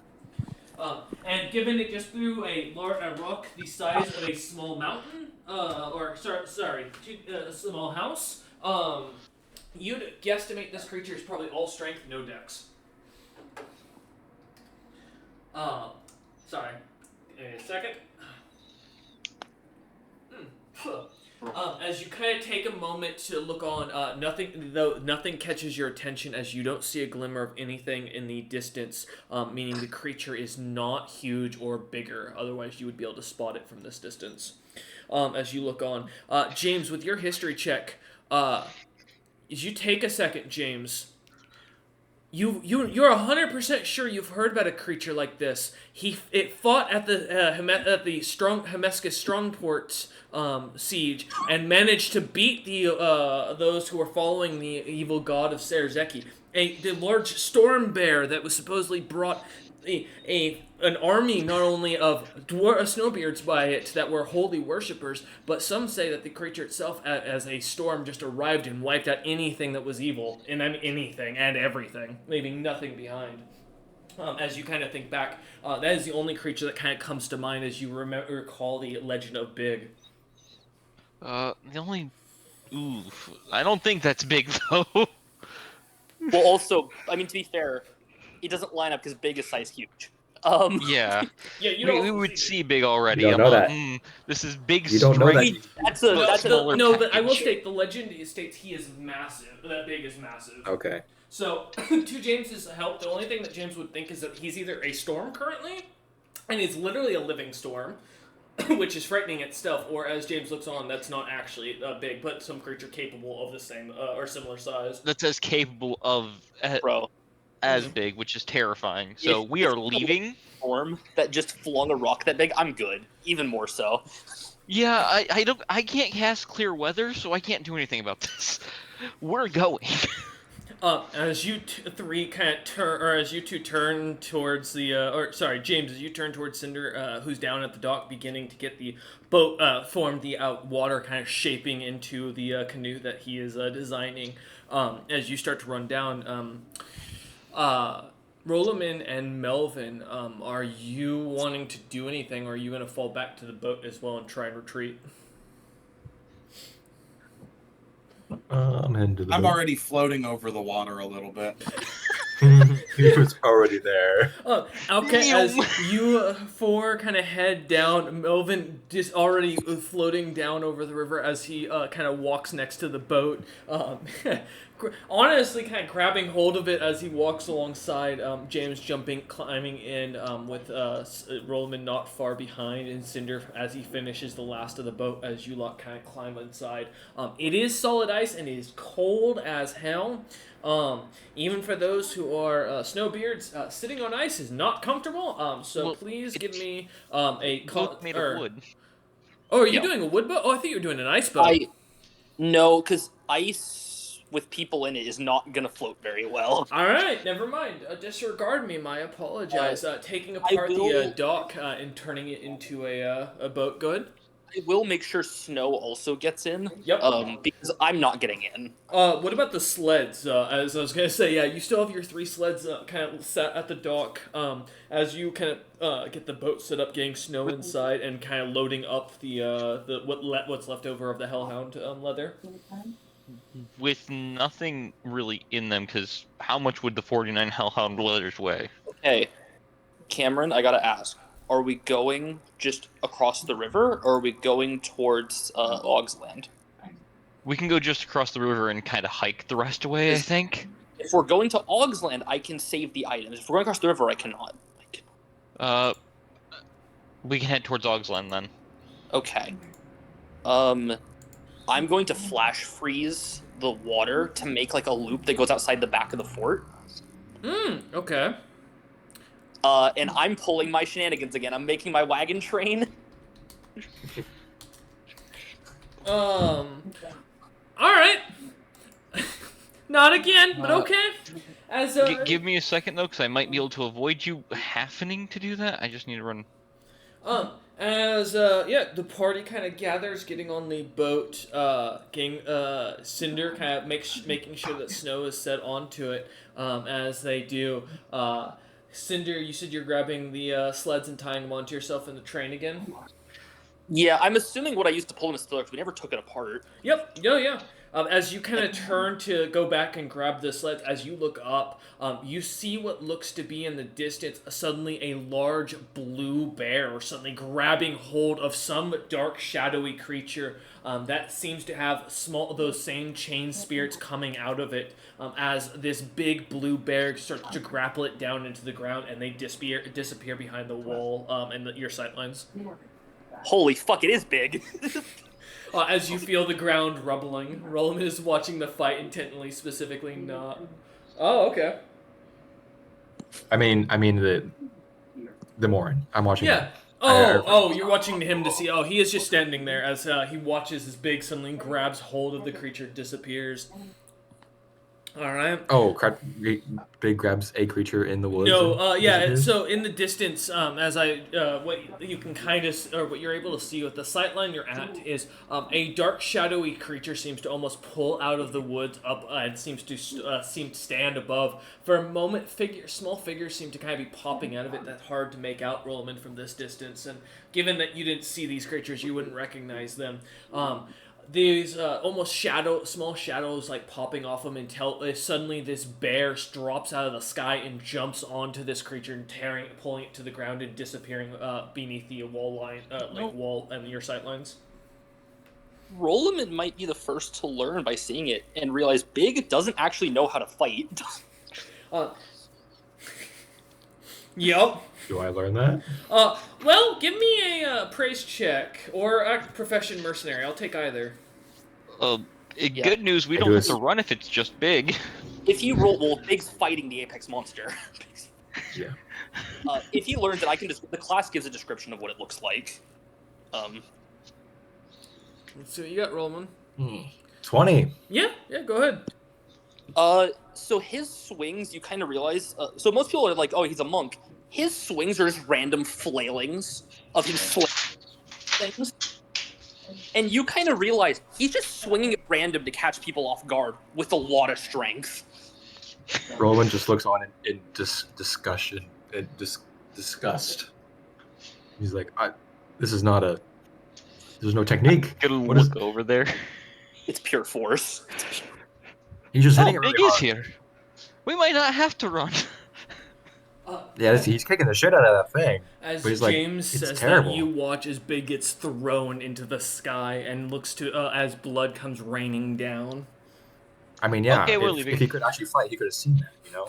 And Roman's just doing a Mind- commentary of like, "Oh, he could have dodged that," you know. Big's only level 19, James, for all his power. Roman not caring who wins and just commentating on Big's lack of form right We're now. leaving, Roland. Get in the boat. Oh, you Getting- four I'm are, in the boat. you guys are in the boat. Cinder's the only one not in the boat as he's grabbing Yeah. his sled, the sled. The sleds would have been. Oh, I'm just floating above Yeah, the boat. I don't Mel- need to be in it. Yep, Melvin is, yep, because he I'll, doesn't have to, yeah, no worries. The I'll sleds push would be the packed boat down. off before I leave on the train. Okay. Yeah, as Cinder kind of comes over and kind of pushes you guys forward, you watch as the boat begins to move. Now, would you have made oars out of curiosity? I would have had to, because they Okay. wouldn't make it. Didn't. Yeah. Roll them in. Give me a strength check real quick, because I assume you're gonna be the one rowing. Sure. I'm like half paying attention to rowing though. Yeah, no I'm more worries. focused on the fight. Start aggressive, but think smart, accurate. 17. 17. Oh yeah, easily managing to kind of row along as Melvin seems to float alongside you. James and Snow kind of watching from the as well towards the shoreline. Snow staring at Cinder. James watching it all at the fight, I imagine as well. No, James is more worried about Cinder. Oh, okay. As you watch Cinder, yeah, Rollman still giving light commentary on the fight. Rollman, as you see suddenly a small figure seems to drop from the sky carrying what looks to be a massive scythe, looking to be going straight towards the ground with it wielded over its head like this individual or creature is coming in for a swing from all the way above in the sky as it goes flying down and disappearing out of your eye line. I don't know who the fuck that was. As you watch the swing roll, and it's not combat. This guy's just going. It looks like he is going for pure fall damage with that hit. As God. you watch. But as we jump over to Cinder, as you see the fight kind of taking place, getting the bridle on and putting everything attached, tying it off onto yourself, you see as the boat begins to float away, Snow is muling and kind of looks to be pacing over onto James back and forth, kind of smacking James with its tail repeatedly as it does, and watching over at you as you strap yourself up. James continually watching you as well. I mean, seem one- ready to cast something in an emergency, by the way. Yeah, once I'm strapped and I loaded the wagons as much as they could with what's left of the Hellhounds, other than the pelts, I'll start getting the thing moving. With The pelts would be the main thing that would have been left. It's 441 pounds of just the pelts. I mean, I can bring that on just my fucking sled, because my sled alone carries 500, being larger. Oh, here, I forgot. Did I not give you the breakdown? My apologies. I can give No, that to you didn't. I figured I would have just. I figured 1 pound per paw for the rest of it, just to make sure we had proof of each kill in case we had to abandon anything else. Don't worry, I have a tier list of the parts that are most useful. Yeah, I got My- you. And my 5 flasks of blood, which I already. That's on you. Okay, 1 second, just to All my quickly flasks. check that. Alright, so that'll be, here, I'll just put it down for per. That's for meat, my apologies. Leaving the meat. And then harvesting, there's only, literally the only thing you can get is the pelt. There's nothing else that comes off these creatures that has any value. Because even the teeth aren't used in any sort of thing. What about their fire breath organ? Let me check. Is there breath? Oh, they do have a breath. It is a breath gland. They do have a breath weapon. All right, let me do that. So that will be a.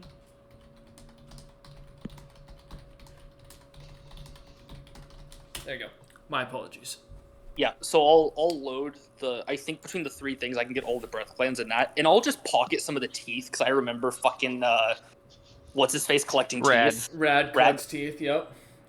I'll Yeah. pocket like a couple pounds of teeth.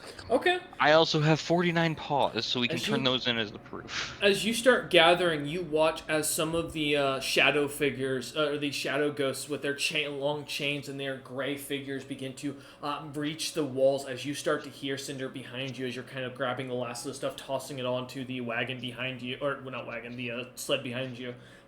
The sounds of combat beginning as as you look out the window and see the frost giants beginning to engage. However, Bolov still stands waiting, his weapons out to either side as he looks up. Yeah, I got what I needed. It's time to go. I'm gonna cast ice I'm skates. good. All right. Yeah, and onto my dear uncle. I'm Now- gonna cast protection from evil with the wand. Okay. Make sure you're keeping track of charges.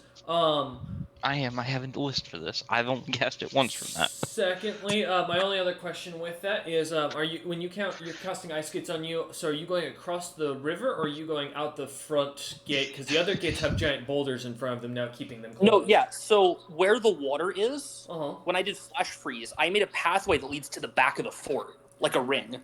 Oh, around that rock where the I can hole. freeze 60 cubic feet of water into ice. Gotcha. Okay, I see what you're doing. Okay, so you're just going around. Okay. Yep. Yeah. As you kind of strapping the stuff on, casting the spell, and get ready to head around the. Are you going north or are you going south? Fucking. I think south is towards fucking Ogsland. That's where we said we were going. East is towards Ogslands, technically. Yeah, so I'm going around and going east. Okay. As you start to head south, the rest of you begin to head across the river. The protection from evil kind of glowing around Cinder as the spell goes off. As Cinder goes around the rock and kind of disappears into the forest line as he starts running along the river, Rollman, as you said you were specifically watching Boloff, you see as two of the shadowy ghost-like figures kind of as you get about midway across the river, come up to Boloff as he seems to go in a twirl of movement, cutting the creatures down as they seem to explode into emerald coins as they drop, which are like the equivalent of coppers for your own knowledge. Yeah. As they drop, almost completely dissipating into him, as he seems to laugh maniacally and then disappear over the wall. In the distance, you can still see what looks to be the signs of this giant blue bear dropping from the sky and trying to viciously attack this shadowy creature as it does. A smaller figure, kind of lightly glowing, a strange, almost sickly green, seems to keep popping up every once in a while, striking and attacking the creature and vanishing out of sight as it does. As the combat continues, the ground kind of rumbling, you watch as the river itself kind of rumbles as well. Cinder, because you're on the ground and because the ground is rumbling, I do need a balance check as you start running off. I cannot fall over while on ice skates. Oh, you can't? Oh, that's right, because that's ice. Never mind. As long as I'm on ice, I cannot trip. Okay. Then yeah, as you start to rush off as fast as you can, the rest of you manage to get to the other side of the river as you finally, as the boat pulls over, managing to Rollman kind of getting over there after a few minutes of rowing as he seems quite distracted, watching and giving continuous commentary about the fight. As you come to the other edge of the shore, you see as a few frost giants come out of the forest, and as they do, you start to notice their skin is not blue but green, and their hair is also green as they look on at you. Many of them carrying bows and wearing heavy leather, what looks to be almost like boar skin armor. As you come up on the shore, about 15 of them come out of the forest and look on, watching, and seem to look on towards the fight, watching in awe for a moment. I'm giving my commentary to them too. Sense motive on them. Are they Yes. hostile? All right, give me a sense motive. 23. You want me James. to roll like a, Huh? What was that? Yeah, roll me. you want me to roll like a performance or something For commentary? yeah, go ahead and give me a performance. Do you have perform oratory? No. Okay, then I'll just take a charisma check. Okay. Nope.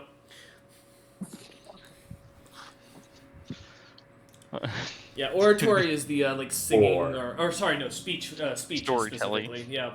No, storyteller is another one. From my understanding, this is for speeches and like pretty much everything else. Anyways, so as you try to give a good commentary, almost surprised by the lack of any sort of fighting, you're having a hard time seeing any sort of actual combat capability amongst any of the compatriots, and it's really starting to bug you as you give. It's more like, and he's getting ready to go for a right hook. Smart. Wait, why is he going wide? Wait, no, that's horrible. No, don't. And his Roman just like starts seething lightly as he goes. This man does not know what he's doing, and he's clearly outclassed as the fight continues on. A true professional fighter watching a fucking amateur match. Yeah. As the other creature seems to almost picking up on it, as Roman starts to almost cheer for the creature that's attacking, as it actually shows capability in fighting like a beast that you'd expect. As it starts biting and tearing and clawing at Big. Roman, stop cheering on the other thing that was going to kill us. I don't care who wins. That one's still really good at fighting.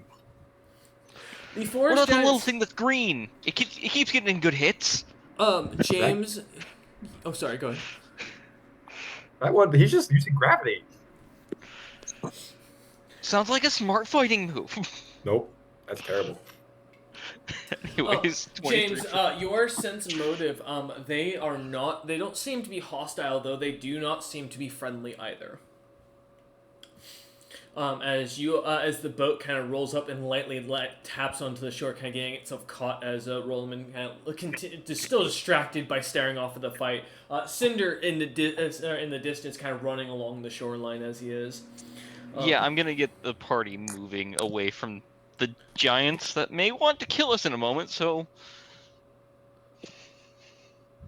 because you said they're green. Yes, We've seen forest giants already, so are they forest giants? They do look to be forest giants. Yeah, we're going to go away. Flashback to Cinder. Most of them are part of death cults, and they usually just come here.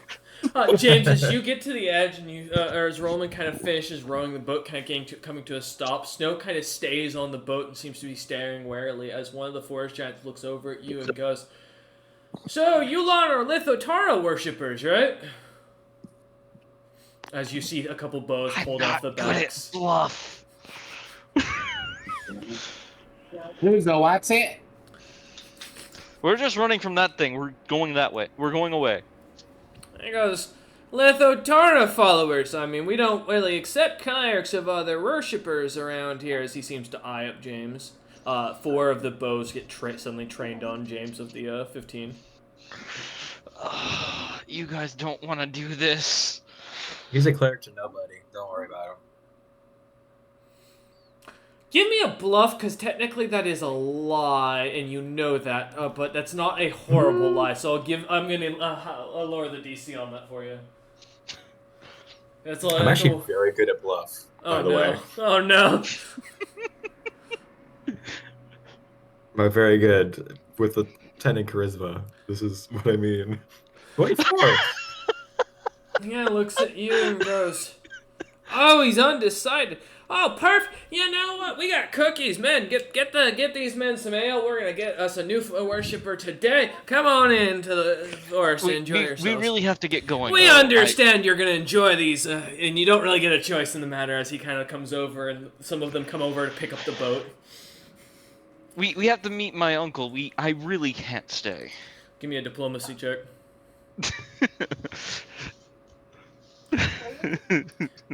As in the distance, the ground rumbles as you see a strange, like almost the fist of the large storm bear change into a foreign creature and I'm bite going to off the pop friendly face as I say this. Okay.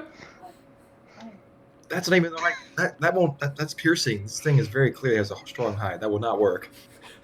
As the creature seems unfazed, 23. and then suddenly Big is thrown and grappled to the ground. 23. He looks over at you and goes, No, I insist. You know what? You look like a good fella. Gentlemen, carry these boys with us. We'll take them to the cookout. We just caught some followers of themselves. They think they're going to become gods, so we're going to cook them up and turn them into stew.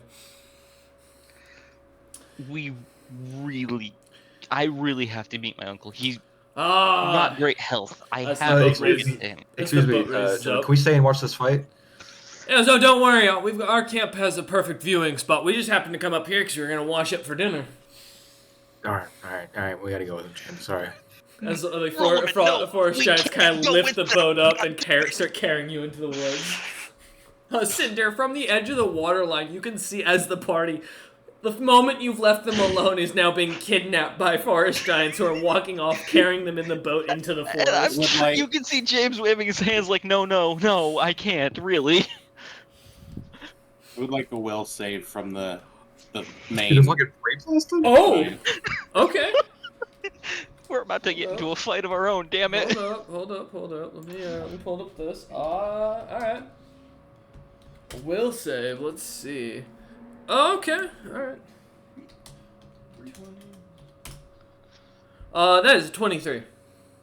Okay, that succeeds. Melvin, what are you trying to cast? I was going to cast suggestion, so Melvin would just look at him and say, "You should really leave us be. We're not worth your time." Give me a bluff check, Melvin. You might just believe you know. You have good bluff. Well, the best bluff.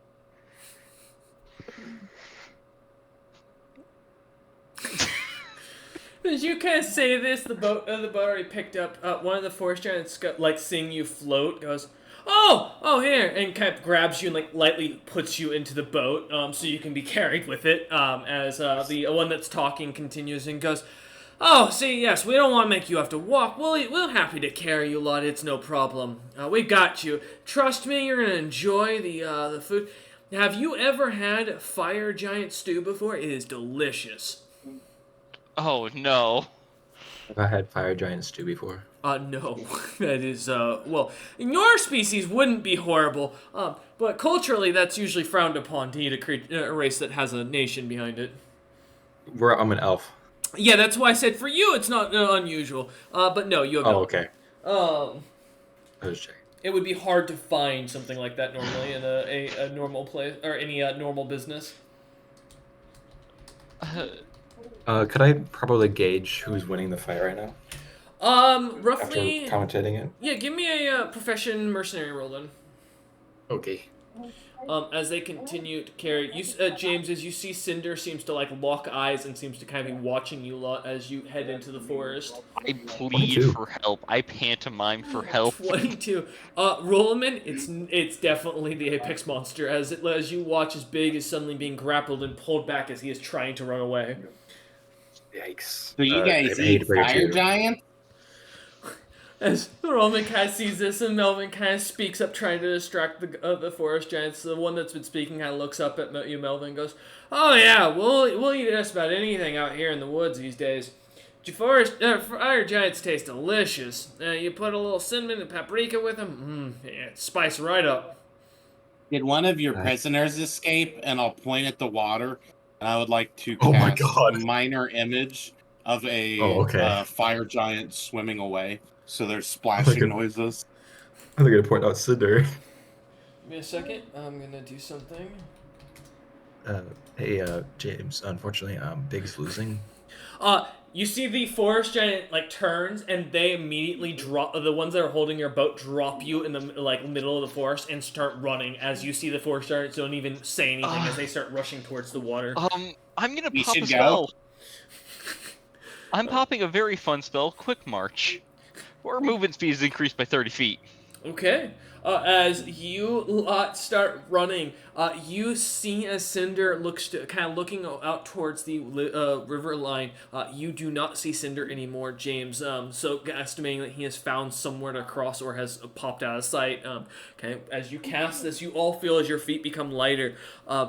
Melvin, This is only in the last 6 seconds, but it'll get us away. is it walking speed or is it flying speed? As Any well? speed. Oh, okay, that helps because I was gonna say, Melvin, yeah, you feel lighter than ever as the spell takes on. Rollman, as you kind of feel your legs lighten up as the spell takes hold.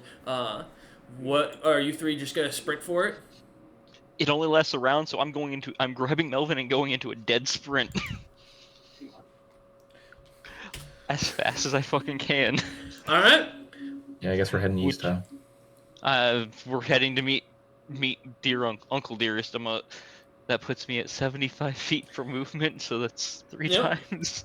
As the three of you start heading south, You hear a light commotion kind of in the distance as you seem to kind of head almost parallel to the direction that the forest giants were already kind of taking you, as you pass by a clearing that seems to be quite opened up, and with a perfect view of the fort across the river. As you kind of notice, Rollman, they weren't lying. They did have a perfect view of the fight, though the fight now looks to have moved, unfortunately.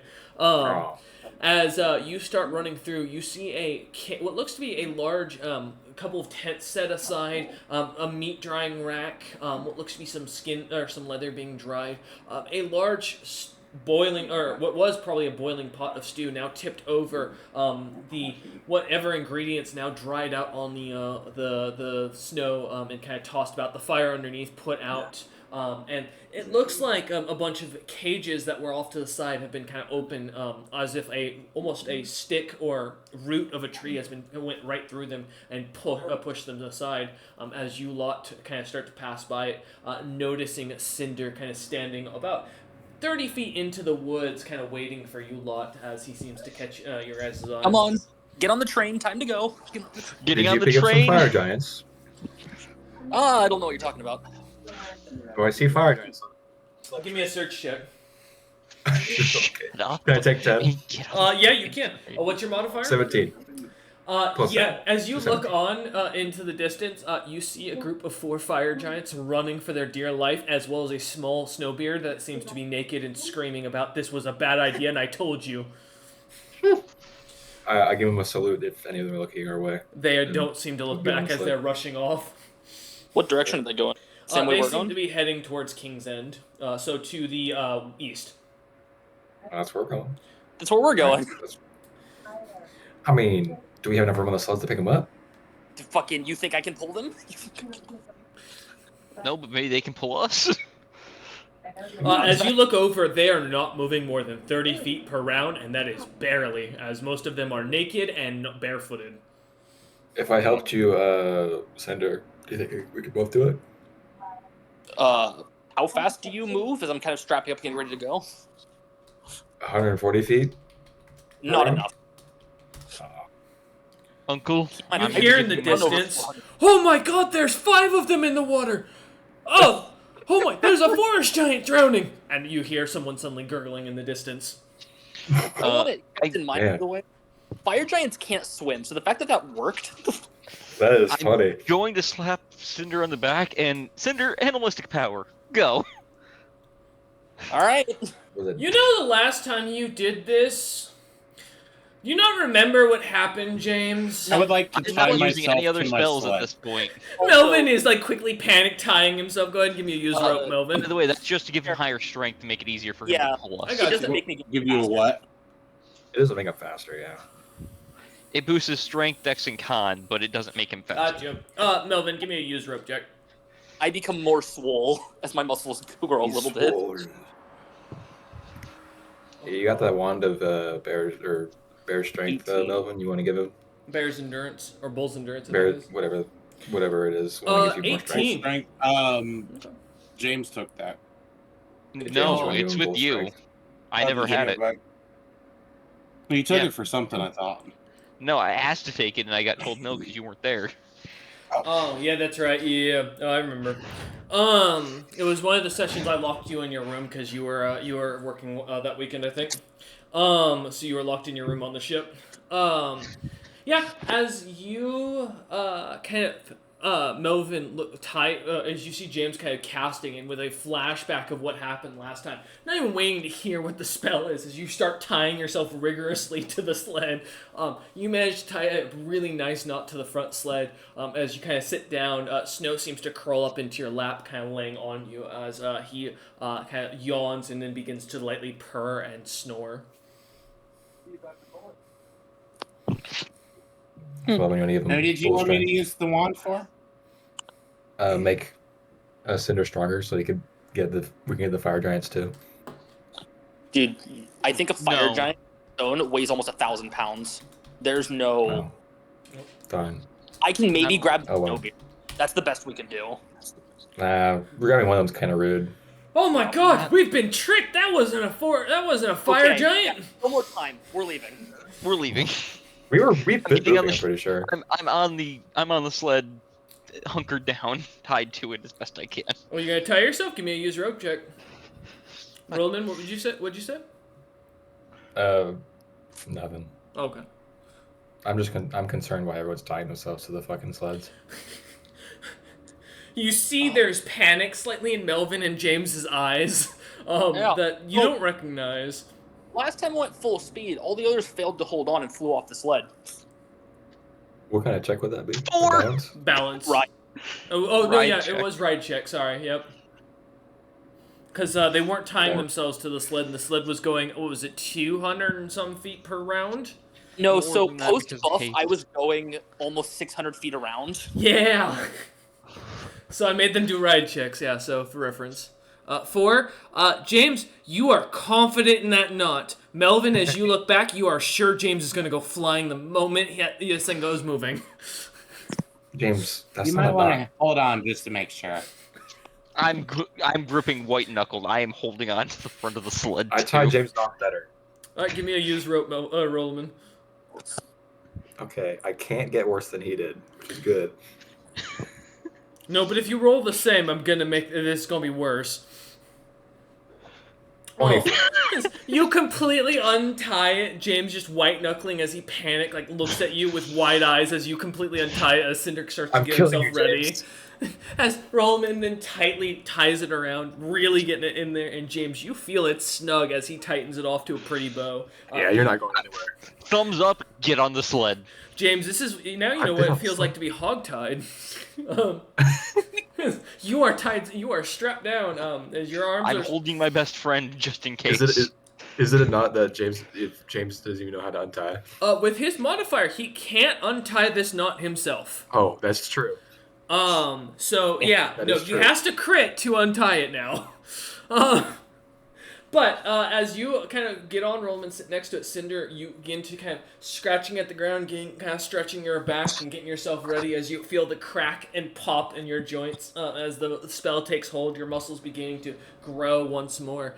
I mean, you're not young. This doesn't feel good, but I mean, it still hurts to suddenly have to do a workout, especially you don't get to stretch often because of these bastards. So, I'm not young. I'm not old either. you start to feel some of the old Middle injury as you start to get ready, as you've been pushing your body, but as you begin to stretch, kind of getting yourself ready. What's your movement speed? With just ice skates, I think ice skates gives me 60 extra feet, so 85 feet, and then times 4. Is 340. 240? Yep. 340. 340. Thank you. Okay. All right. Okay, and that's what you're. Is that as fast as you're planning to go this time? That's my sprint, and there's not a Chestophilus here to make me faster. It's true. Which, by the way, last time you guys saw him, he was around that hole. Just a note, as you guys never kind of took note of that. He said he was going to go look into something, and then an apex monster showed up. We don't exactly have time to go look for him in the forest. I mean, no, that's true. That's true. As the ground still rumbles in the distance, as you see Big being pulled pulling the creature into the sky with him, and just landing, punching him as many times as he can. As you hear in Giant the words "Go to sleep, go to sleep, go to sleep." As Big This is just horrible. punching I imagine we also aggressively. hear tiny draconic roars. No, James. it's too Doer. distant for Narrow to even be seen at this point. James, who'd you say this bear thing was? That's Big. He's an apex monster in his own right. Man, he's terrible at fighting. As Maybe they he should have rolled him. ascend into the sky, into the clouds, and vanish. He's known as the Great Storm Bear. At that, suddenly thunder roars in the distance as the shadow of light, or the shadow provided by the lightning striking the ground, shows Big and this creature almost duking it out. At this point, as you realize, Roman, looking at it's just two heavyweight boxers who are too tired to move and are just punching each other in the face over and over again. If memory Jake Roman's serves, he dad does now. have a little assistant that rides his back, but I don't know much Is about them. Bolov, There's not much. interfering at all, or is he?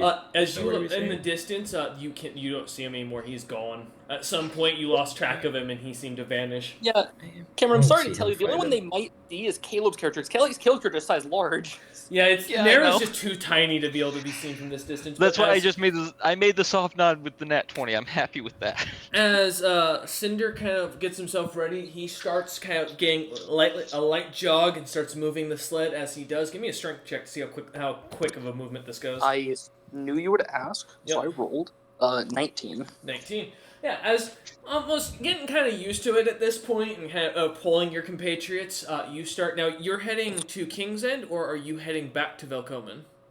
We're heading in the direction of King's End, at least for now. Okay. I mean, smart. There is an apex monster between you and Velcomen. The You only could other also option go being and head Knighton. straight north, and you would come to Knighton if you met with the where you're at as a note for Cinder. So, but it is up to you if you are planning to just go to King's End instead. Knighton would be better because we could end up back up into the city, but Do you want me There to is a list? holy war. Yeah, there is a holy war. Knighton might be somewhat safe. Up to you. As well. either way, we have to go back to There's a holy get war the money there. for this quest. We have to go back there. You also have to go back to get your airship. Yeah, Also, but however, Cameron, we can get paid in King's End. That's still Utham's kingdom. True. we have to go back for the Yeah. airship still. So either way, And I'll leave it that's to your still, discretion. like- You're steering. The airship is still like 9 months out for us. As Cinder kind of begins to start to run, kind of looking back, planning really just get away from this apex monster and as far away from this situation as possible, not caring where he's going. As you start to turn and sprint off, Cinder starts going through the trees, kind of ducking and dodging as he guides you guys through, getting you as far away from that apex monster as possible and any chance of that creature coming back down on you lot as you disappear into the forest. And I think we're going to end session there today. We thank you all for watching. We hope you enjoyed. Join us next time to find out where Cinder decides to take the party. And hopefully it won't be to their doom.